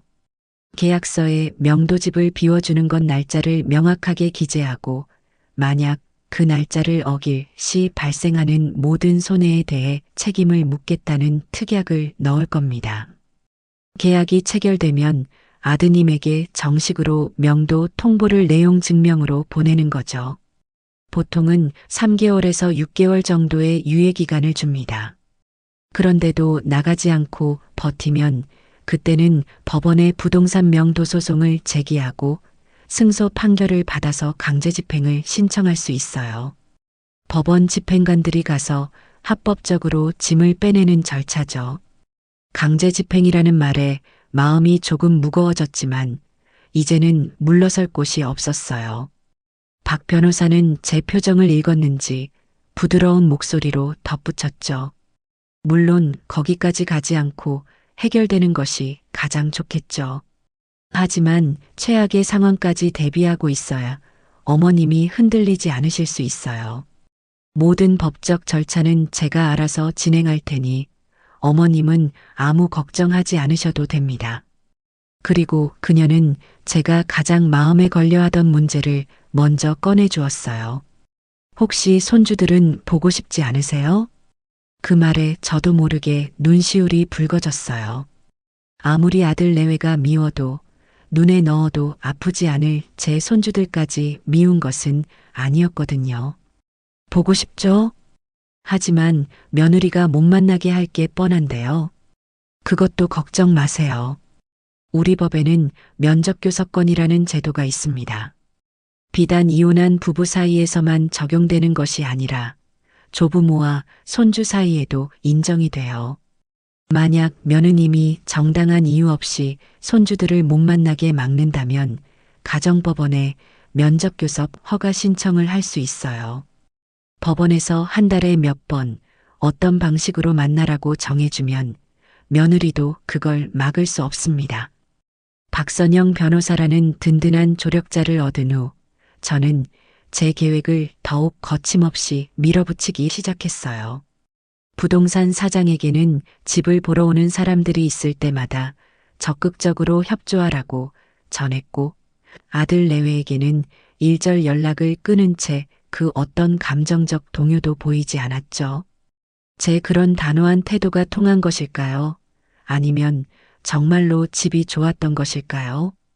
집을 시장에 내놓은 지 불과 한 달 만에 부동산 사장에게서 흥분된 목소리로 전화가 걸려왔습니다. 사모님, 계약하겠다는 사람이 나타났습니다. 그것도 아주 좋은 조건으로요. 전화를 건 부동산 사장의 목소리가 평소보다 2톤은 높아져 있었어요. 그래요? 어떤 조건인데요? 얼마 전에 집을 보고 갔던 젊은 신혼부부인데요.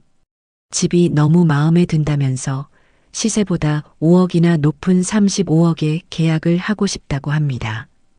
대신 조건이 하나 있는데 계약금부터 잔금까지 전액 현금으로 치르겠다고 하네요.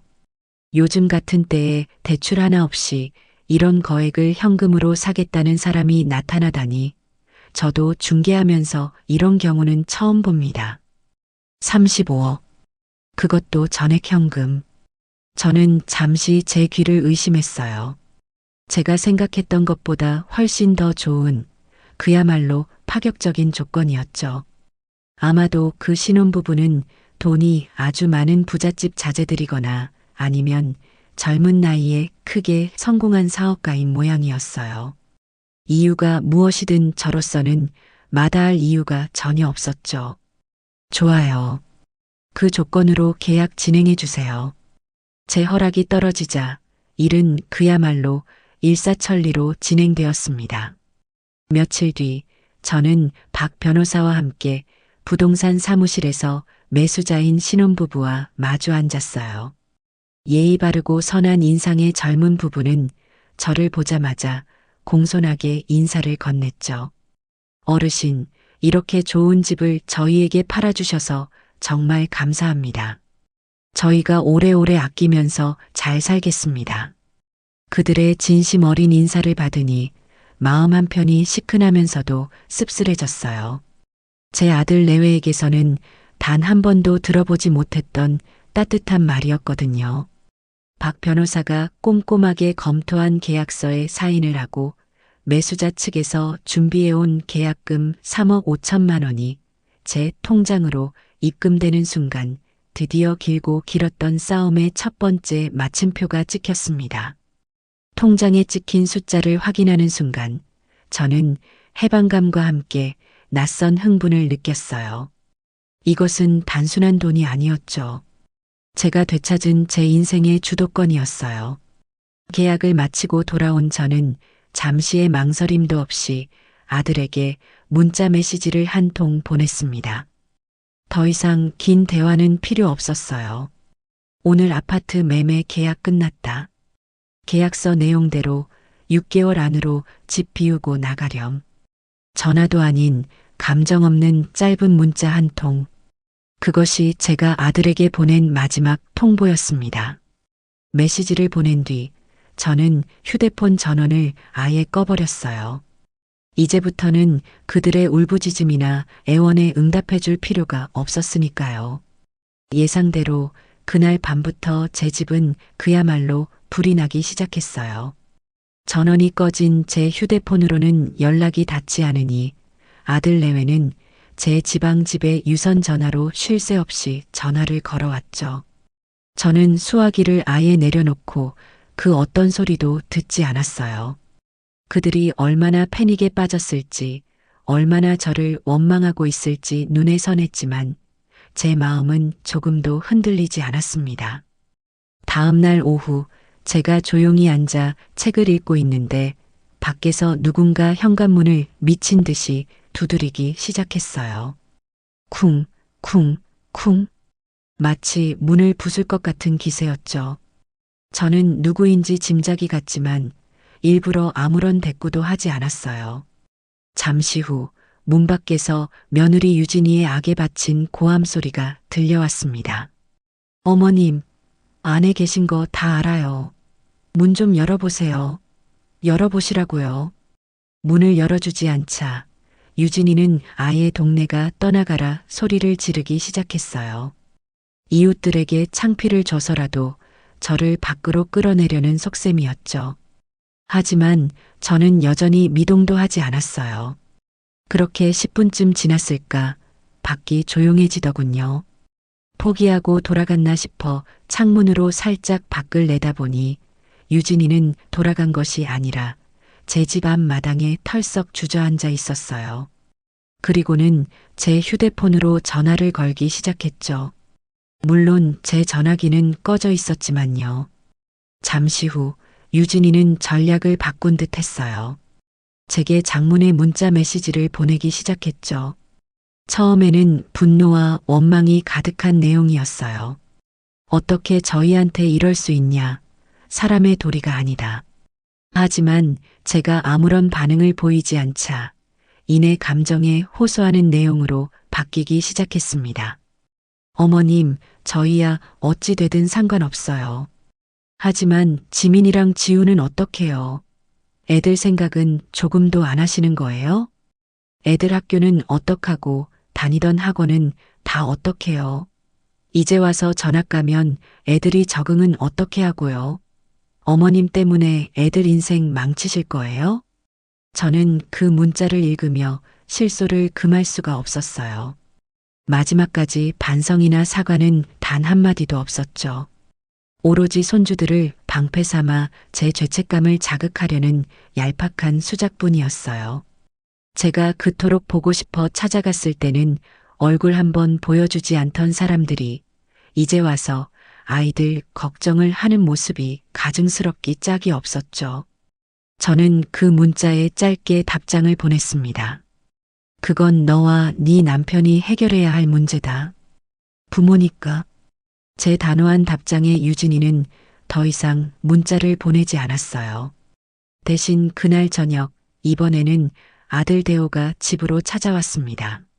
며느리와는 달리 아들은 문을 두드리거나 소리를 지르지 않았어요. 그저 현관문 앞에 우두커니 서서 제가 문을 열어주기만을 기다리는 듯 했죠. 저는 한참 만에 현관문을 열어주었습니다. 문 앞에 서 있는 아들의 모습은 그야말로 처참했어요. 며칠 사이에 얼굴은 반쪽이 되어 있었고 눈은 퀭하게 들어가 있었죠. 엄마. 아들은 저를 보자마자 그 자리에 털썩 무릎을 꿇었습니다. 그리고는 제 바짓가랑이라도 붙잡을 것처럼 손을 뻗으며 울기 시작했어요. 엄마, 제가 잘못했어요. 제가 정말 죽을 죄를 지었어요. 제발, 제발 다시 한번 생각해 주세요. 네. 제가 앞으로 정말 잘할게요. 엄마한테 평생 속죄하면서 살게요. 아들이 제 앞에서 무릎을 꿇고 눈물을 흘리는 모습을 보니 제 마음도 아주 잠시 흔들리는 것을 느꼈어요. 그래도 제 배 아파 낳은 자식인데 저렇게 망가진 모습을 보니 어찌 마음이 편할 수 있겠어요. 하지만 저는 고개를 저으며 그 짧은 동정심을 억눌렀습니다. 저 눈물이 진심이 아니라는 것을 저는 너무나도 잘 알고 있었으니까요. 저것은 잘못을 뉘우치는 참회의 눈물이 아니라 자신의 안락한 성이 무너지는 것을 막기 위한 절박한 발버둥일 뿐이었죠. 저는 무릎 꿇고 있는 아들을 차갑게 내려다보며 말했습니다. 대호야, 넌 이미 선택을 했어. 아주 오래전에. 엄마, 그게 무슨 소리야? 넌 엄마가 아니라 유진이를 선택했잖니. 내 집을 너희 집이라고 생각했고 나를 너희 인생의 짐이라고 생각했어. 나는 그 선택을 존중해 주기로 한 것뿐이야. 아니야, 엄마. 절대 아니야. 내가 생각이 짧았어. 내가 미쳤었나 봐. 아니, 그게 너의 진심이었어. 이제 와서 말을 바꾼다고 해서 이미 엎질러진 물을 다시 주워 담을 수는 없는 거다. 저는 아들을 지나쳐 마루에 앉았어요. 그리고 마지막으로 제가 아들에게 해주고 싶었던 말을 꺼냈습니다. 이제 내가 가장으로서 책임을 지고 네 가족을 돌봐. 더 이상 엄마한테 기대서 편하게 살 생각하지 말고 네 힘으로 집도 구하고 네 힘으로 아이들도 키워. 그게 진짜 어른이고 진짜 가장이야. 제 냉정한 선언에 아들은 더 이상 아무 말도 하지 못하고 그저 바닥에 엎드려 흐느끼기만 했어요. 그 울음소리를 들으며 저는 생각했습니다. 제 아들은 오늘에서야 비로소 진짜 어른이 되기 위한 첫걸음을 뗀 것이라고요. 물론 그 과정은 혹독하고 고통스럽겠지만 그것 또한 아들이 스스로 감당해야 할 몫이었습니다. 저는 더 이상 아들의 인생에 개입하지 않을 거예요. 그저 멀리서 제 아들이 한 사람의 독립된 인간으로 바로 서기를 지켜볼 뿐이었죠. 제 역할은 이제 거기까지였습니다. 그날 이후 저는 그 어떤 연락도 받지 않았어요. 아마도 그들은 이제 더 이상 제게 감정적으로 매달리는 것이 아무런 소용이 없다는 것을 깨달았겠죠. 계약서에 명시된 6개월이라는 시간은 생각보다 더디게 흘러갔습니다. 그 시간 동안 아들 내외가 어떤 심정으로 지냈을지 저는 애써 생각하지 않으려 노력했어요. 그들을 동정하는 순간 제 결심이 흔들릴 수도 있다는 것을 알았기 때문이죠. 저는 그저 박선영 변호사와 꾸준히 연락하며 만약의 사태에 대비한 법적 절차들을 차분히 준비해 나갈 뿐이었습니다. 시간은 흘러 약속된 6개월의 마지막 달이 되었어요. 저는 당연히 그들이 이사갈 집을 구하고 짐을 정리하고 있을 것이라고 생각했죠. 하지만 잔금 날짜가 코앞으로 다가왔는데도 아들 내외에게서는 아무런 연락이 없었어요. 오히려 불안한 소식을 전해온 것은 집을 매수한 신혼부부였습니다. 어르신, 안녕하세요. 다름이 아니라 저희가 인테리어 공사 때문에 미리 한번 집을 둘러보고 싶은데 혹시 지금 살고 계신 분들과 연락이 가능할까요? 저희가 몇 번 전화를 드렸는데 전혀 받지를 않으셔서요. 그 전화를 받고 저는 불길한 예감에 휩싸였습니다. 설마 했던 일이 현실이 되려 하고 있었죠. 저는 즉시 부동산 사장에게 연락해 상황을 파악해 달라고 부탁했어요. 잠시 후 부동산 사장에게서 돌아온 대답은 제 예상을 한치도 벗어나지 않았습니다. 사모님, 큰일 났습니다. 아드님 댁에 찾아가 봤는데 집을 내놓은 흔적이 전혀 없습니다. 이사갈 준비를 전혀 안 하고 있어요. 초인종을 눌러도 대답도 없고요. 기가 막혔어요. 6개월이라는 충분한 시간을 주었음에도 불구하고 그들은 마지막까지 버텨보겠다는 심산이었던 거죠. 아마도 제가 피를 나눈 어미라는 사실을 마지막 보험처럼 믿고 있었을지도 몰라요. 설마 친아들을 길바닥에 내쫓기야 하겠어? 하는 얄팍한 계산이었겠죠. 하지만 그들은 저를 너무나도 우습게 본 거였어요. 저는 더 이상 지체할 시간이 없다고 판단하고 곧바로 박선영 변호사에게 연락했습니다. 변호사님, 아무래도 저 애들이 순순히 나갈 생각이 없는 것 같습니다. 약속한 날짜가 얼마 남지 않았는데 꼼짝도 안 하고 있어요. 제 다급한 목소리에도 박 변호사는 조금도 당황하지 않고 차분하게 말했어요. 어머님, 예상했던 일입니다. 너무 걱정하지 마세요. 이럴 때를 대비해서 저희는 이미 모든 준비를 끝내놓았습니다. 지금 즉시 법원에 부동산 명도 소송을 접수하고 강제집행 절차를 시작하겠습니다. 강제집행이라니요. 정말 거기까지 가야 할까요? 아무리 마음을 굳게 먹었어도 강제집행이라는 단어가 주는 무게감은 상당했어요. 제 손으로 아들의 살림살이를 길거리로 끌어내야 한다는 사실이 마음을 무겁게 짓눌렀죠. 어머님, 마음 약해지시면 안 됩니다. 이건 어머님이 아드님을 괴롭히는 것이 아니라 어머님의 정당한 권리를 되찾는 과정일 뿐이에요. 그리고 새로운 집주인과의 약속을 지키기 위한 어쩔 수 없는 선택이고요. 모든 책임은 약속을 어기고 버티고 있는 아드님 부부에게 있는 겁니다. 박 변호사의 단호한 말에 저는 다시 한번 마음을 다잡았어요. 그래요. 이건 제가 시작한 일이 아니었어요. 그들이 저를 막다른 골목으로 몰아넣은 결과일 뿐이었죠. 그 후에 모든 법적인 절차는 박 변호사가 일사천리로 진행해 주었습니다. 법원은 저희의 명도 소송을 정당한 것으로 인정했고 아들 내외에게 즉시 퇴거하라는 명령을 내렸어요. 하지만 그들은 법원의 명령서마저 무시하고 굳건히 버텼습니다. 결국 최후의 수단인 강제집행 날짜가 잡히고야 말았죠. 집행 당일 아침 저는 차마 현장에 갈 수가 없어 집에서 초조하게 소식을 기다렸어요. 박 변호사가 저를 대신해 현장에 나가 모든 상황을 지휘하기로 했죠. 약속된 시간이 되자 법원에서 나온 집행관들과 이삿짐센터 직원들이 아파트 앞에 도착했다는 연락을 받았습니다. 그들은 정당한 법적 절차에 따라 아파트의 디지털 도어록을 강제로 해제하고 집 안으로 들어섰어요. 잠시 후 박 변호사에게서 전화가 걸려왔습니다. 수화기 너머로 며느리 유진이의 날카로운 비명소리가 희미하게 들려왔죠. 어머님, 지금 집행 시작했습니다. 며느님 되시는 분이 지금 아주 격렬하게 저항하고 있습니다. 박 변호사의 말에 따르면 집행관들이 들이닥치자 며느리는 마치 실성한 사람처럼 울부짖으며 난동을 부리기 시작했다고 해요. 이게 무슨 짓이에요? 당신들 뭔데 남의 집에 함부로 들어와. 당장 나가. 집행관이 법원에서 발부한 집행명령서를 보여주며 차분하게 설명했습니다. 저희는 법원 집행관입니다. 이 댁은 이미 다른 사람에게 합법적으로 매매가 완료되었고 법원에서 퇴거 명령이 내려졌습니다.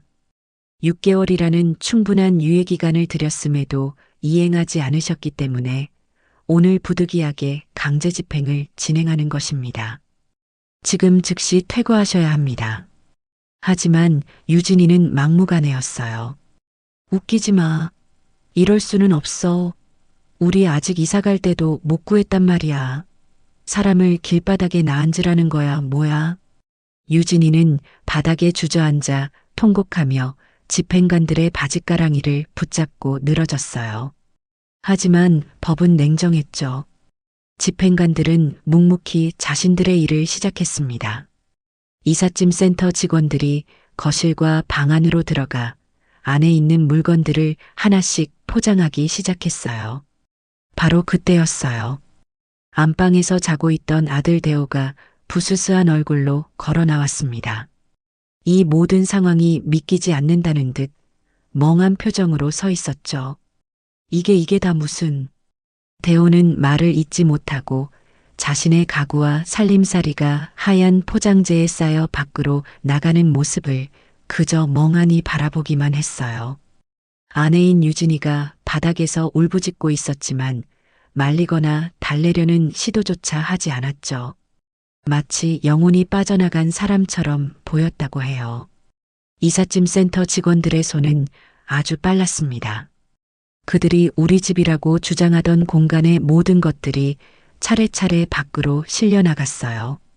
며느리가 그토록 자랑하던 새하얀 소파, 번쩍이던 대리석 식탁, 그리고 방안을 가득 채우고 있던 명품 가방과 비싼 옷들, 최신형 가전제품들까지 그 모든 것들이 예외 없이 트럭 위로 옮겨졌습니다. 아파트 복도와 엘리베이터 앞에는 이 소란을 듣고 구경 나온 이웃들로 북적이기 시작했어요.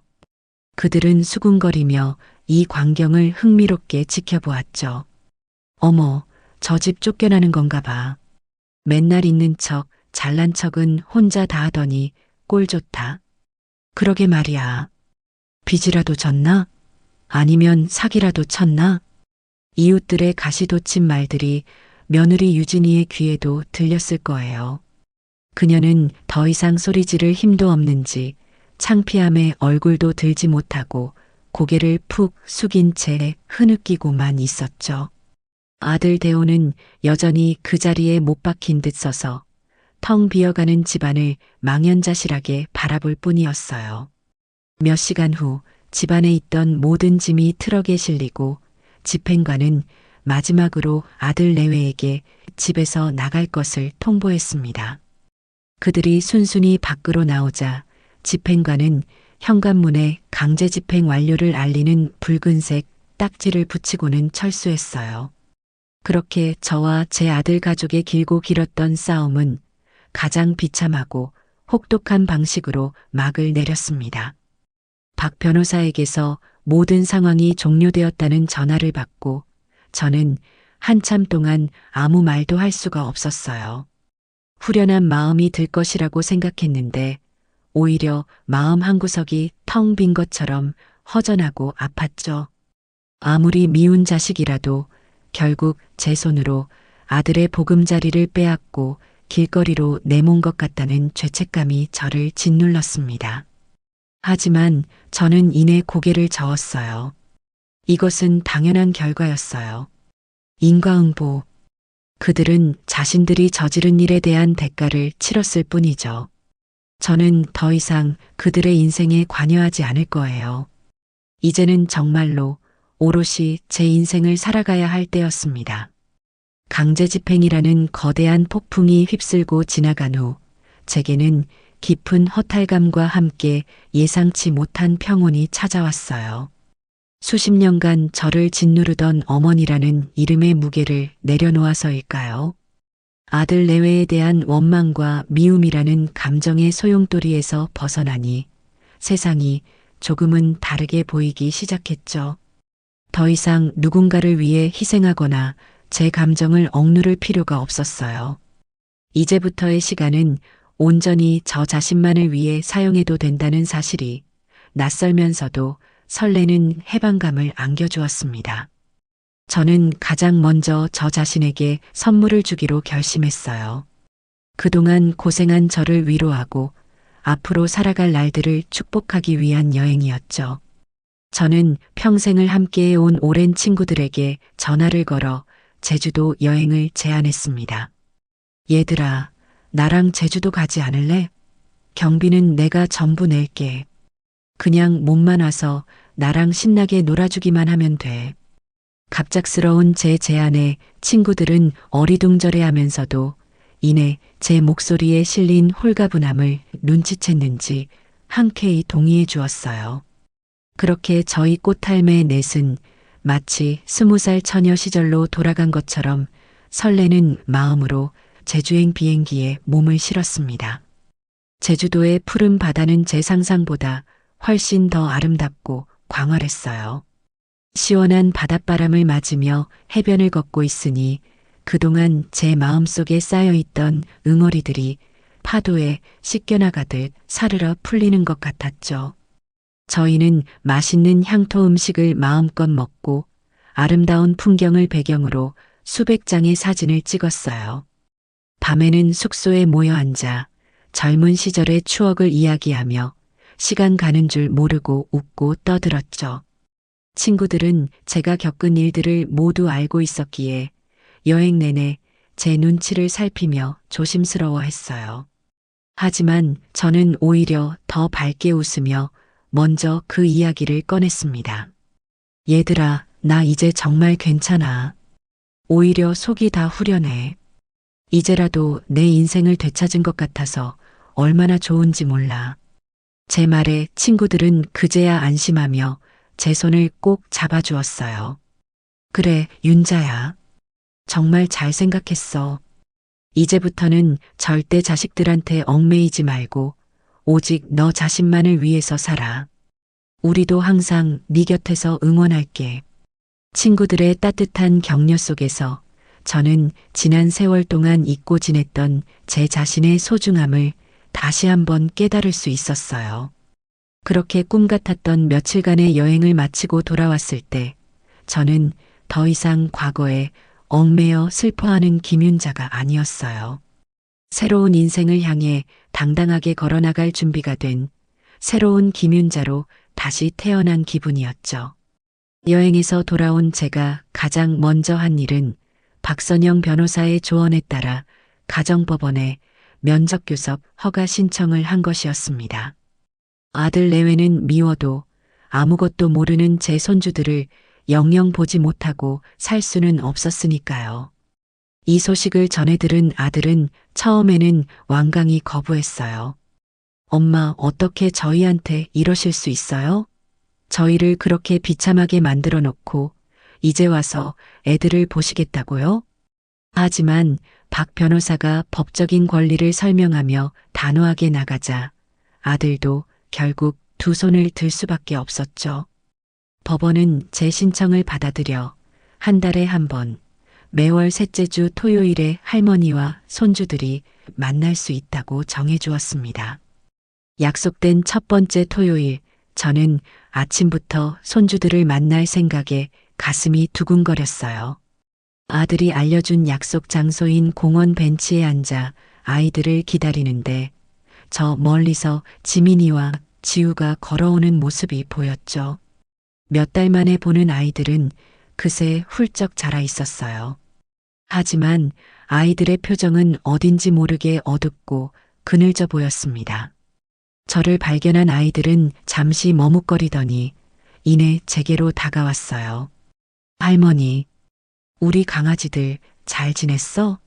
할머니가 얼마나 보고 싶었는데. 저는 아이들을 와락 껴안았어요. 제 품에 안긴 아이들의 몸이 작게 떨리는 것이 느껴졌죠. 잠시 후 지민이가 고개를 들어 저를 보며 조심스럽게 물었어요. 할머니, 우리 이제 할머니랑 같이 못 살아요? 엄마 아빠가 할머니 때문에 우리가 집에서 쫓겨났다고 했어요. 아이의 순수한 질문에 제 가슴이 철렁 내려앉았어요. 아들 내외가 아이들에게 모든 책임을 저에게 돌리며 상처를 주고 있었던 거예요. 저는 아이들의 눈높이에 맞춰 몸을 낮추고 최대한 아이들이 이해하기 쉬운 말로 차근차근 설명해 주었습니다. 지민아, 지우야. 그건 사실이 아니야.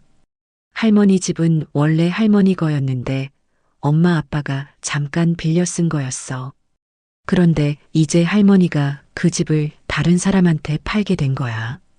그래서 엄마 아빠가 새로운 집으로 이사를 가게 된 거고, 할머니 때문에 쫓겨난 게 절대 아니란다. 그럼 우리 이제 할머니 다시는 못 만나는 거예요? 지우가 금방이라도 울음을 터뜨릴 것 같은 얼굴로 물었어요. 저는 아이의 눈물을 닦아주며 따뜻하게 웃어 보였죠. 아니야, 우리 지우. 왜 못 만나? 할머니가 이렇게 한 달에 한 번씩 꼭 너희 만나러 올 거야. 그리고 너희가 보고 싶으면 언제든지 할머니한테 전화해도 돼. 할머니는 언제나 너희 편이고 너희를 세상에서 가장 사랑한단다. 저는 그날 아이들과 함께 맛있는 점심을 먹고 동물원에도 놀러 가며 하루 종일 즐거운 시간을 보냈어요. 처음에는 어색해하던 아이들도 시간이 지나자 예전처럼 제게 재롱을 부리며 환하게 웃기 시작했죠. 아이들과 헤어지고 집으로 돌아오는 길, 저는 마음속으로 굳게 다짐했습니다. 무슨 일이 있어도 우리 손주들에게만큼은 세상에서 가장 좋은 할머니가 되어주겠다고요. 그 후로 몇 달의 시간이 더 흘렀어요. 저는 매달 손주들을 만나는 날만 손꼽아 기다리며 평온한 일상을 보냈죠. 그러던 어느 날 제 앞으로 편지 한 통이 배달되었어요. 발신인에는 며느리 이유진의 이름이 적혀 있었죠. 또 무슨 행패를 부리려고 편지까지 보냈나 싶어 뜯어보지도 않고 버리려다 혹시나 하는 마음에 봉투를 열었습니다. 편지지에는 제게 처음이자 마지막으로 보내는 며느리의 진심이 담겨 있었어요. 어머님, 그동안 제가 정말 잘못했습니다.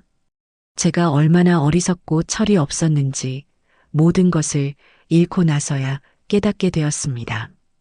어머님의 소중한 집을 제 것인 양 함부로 여기고 어머님께 씻을 수 없는 상처를 드린 점 평생을 반성하며 살겠습니다. 부디 용서해달라는 말은 감히 드리지 못하겠습니다. 그저 지민이와 지우에게 좋은 할머니로 남아주세요. 죄송합니다. 편지에는 아들 내외의 근황도 간략하게 적혀 있었어요. 강남의 화려한 생활을 모두 청산하고 지금은 경기도의 한 평범한 아파트로 이사했다고 해요. 남편인 대호는 여전히 회사를 다니고 있고 자신은 더 이상 SNS에 허영 가득한 자랑 글을 올리는 대신 동네 마트에서 파트타임 일을 시작했다고요. 편지의 마지막 구절을 읽는 순간 저도 모르게 눈물이 핑 돌았어요. 이것은 동정의 눈물이 아니었어요. 한 사람이 자신의 잘못을 깨닫고 새로운 삶을 시작하려는 것을 지켜보는 복잡, 미묘한 감정의 눈물이었죠. 저는 그 편지에 답장하지 않았어요. 용서는 아직 제게 너무 어려운 숙제였으니까요. 하지만 언젠가 아주 오랜 시간이 흐른 뒤에는 저 편지를 담담하게 마주할 수 있는 날이 올지도 모르겠다고 생각했습니다. 며느리의 편지를 받고 난 후 저는 제 인생의 큰 숙제 하나를 끝마친 기분이었어요. 이제는 정말로 과거의 모든 얽매임에서 벗어나 오롯이 저 자신을 위한 새로운 인생을 설계해야 할 때였죠. 저는 아파트를 판 돈의 일부를 떼어 복잡한 도시를 떠나 조용한 교외에 아담한 전원주택을 한 채 마련했습니다. 평생을 아파트라는 삭막한 공간에서 살아왔는데 늘 마당이 있는 작은 집에서 흙을 만지며 사는 것이 제 오랜 꿈이었거든요. 새로운 보금자리로 이사하던 날 따스한 봄 햇살이 제 어깨 위로 쏟아져 내렸어요. 집 앞의 작은 마당에는 이름 모를 들꽃들이 소담하게 피어 있었고 어디선가 날아온 새들이 지저귀는 소리가 음악처럼 들려왔죠. 저는 그곳에 작은 텃밭을 일구기 시작했습니다. 상추와 고추, 토마토 모종을 사다 심고 매일 아침 저녁으로 물을 주며 정성껏 돌보았어요. 흙을 만지고 식물이 자라는 것을 보고 있으니 제 마음도 덩달아 편안하고 풍요로워지는 것을 느꼈죠. 이제야 진짜 내 인생을 사는 것 같네. 텃밭에 쪼그리고 앉아 땀을 닦으며 저는 저도 모르게 혼잣말을 내뱉었어요. 누구의 아내, 누구의 엄마, 누구의 할머니가 아닌 오롯이 김윤자라는 이름으로 살아가는 살. 그것은 제가 평생토록 잊고 지냈던 그러나 가장 원했던 삶의 모습이었습니다. 저는 더 이상 집에만 머물러 있지 않았어요. 동네 복지관에 등록해서 그동안 배우고 싶었던 서예와 민요를 배우기 시작했고 일주일에 2번씩은 독거 어르신들에게 도시락을 배달하는 봉사활동에도 참여했죠. 새로운 사람들을 만나고 제가 가진 작은 재능과 시간을 다른 이들과 나누는 기쁨은 생각보다 훨씬 더 컸어요. 제 삶은 하루가 다르게 활기로 가득 차기 시작했습니다. 그러던 어느 날 제게 뜻밖의 제안을 해온 사람이 있었어요. 바로 박선영 변호사였죠. 저희는 사건이 끝난 후에도 종종 연락을 주고받으며 좋은 친구처럼 지내고 있었거든요. 어머님, 제가 요즘 어머님 같은 분들을 위한 작은 모임을 하나 만들어 보면 어떨까 생각하고 있어요. 자식들에게 부당한 대우를 받으면서도 어떻게 대처해야 할지 몰라 소가리만 하시는 어르신들이 생각보다 정말 많거든요. 박 변호사의 말에 제 귀가 솔깃해졌어요. 좋은 생각이네요. 제가 도울 일이라도 있을까요? 그럼요. 어머님이 바로 이 모임의 주인공이 되어주셔야죠. 어머님의 경험을 다른 분들에게 나눠주시고 용기를 불어넣어 주시는 거예요. 저는 법률적인 조언을 돕고요. 어떠세요? 당당한 시니어 모임. 이름 괜찮지 않아요? 저는 박 변호사의 제안을 흔쾌히 수락했습니다. 제가 겪었던 아픔과 그것을 극복해낸 경험이 누군가에게는 희망과 용기가 될 수 있다는 사실이 제 가슴을 뜨겁게 만들었죠. 그렇게 저와 박 변호사가 함께 만든 당당한 시니어 모임은 입소문을 타고 금세 지역 사회에 큰 주목을 받기 시작했어요. 모임에는 정말로 저와 비슷한 처지에 놓인 많은 어르신들이 찾아왔습니다. 자식에게 재산을 물려주고 요양원에 버려진 할아버지, 며느리의 구박에 못 이겨 집을 나온 할머니. 그분들의 기구한 사연을 들으며 저는 함께 울고 웃으며 그들의 아픔에 공감해 주었어요. 저는 제 경험을 바탕으로 그들에게 절대 참거나 희생하지 말라고 당당하게 자신의 권리를 찾으라고 조언해 주었죠.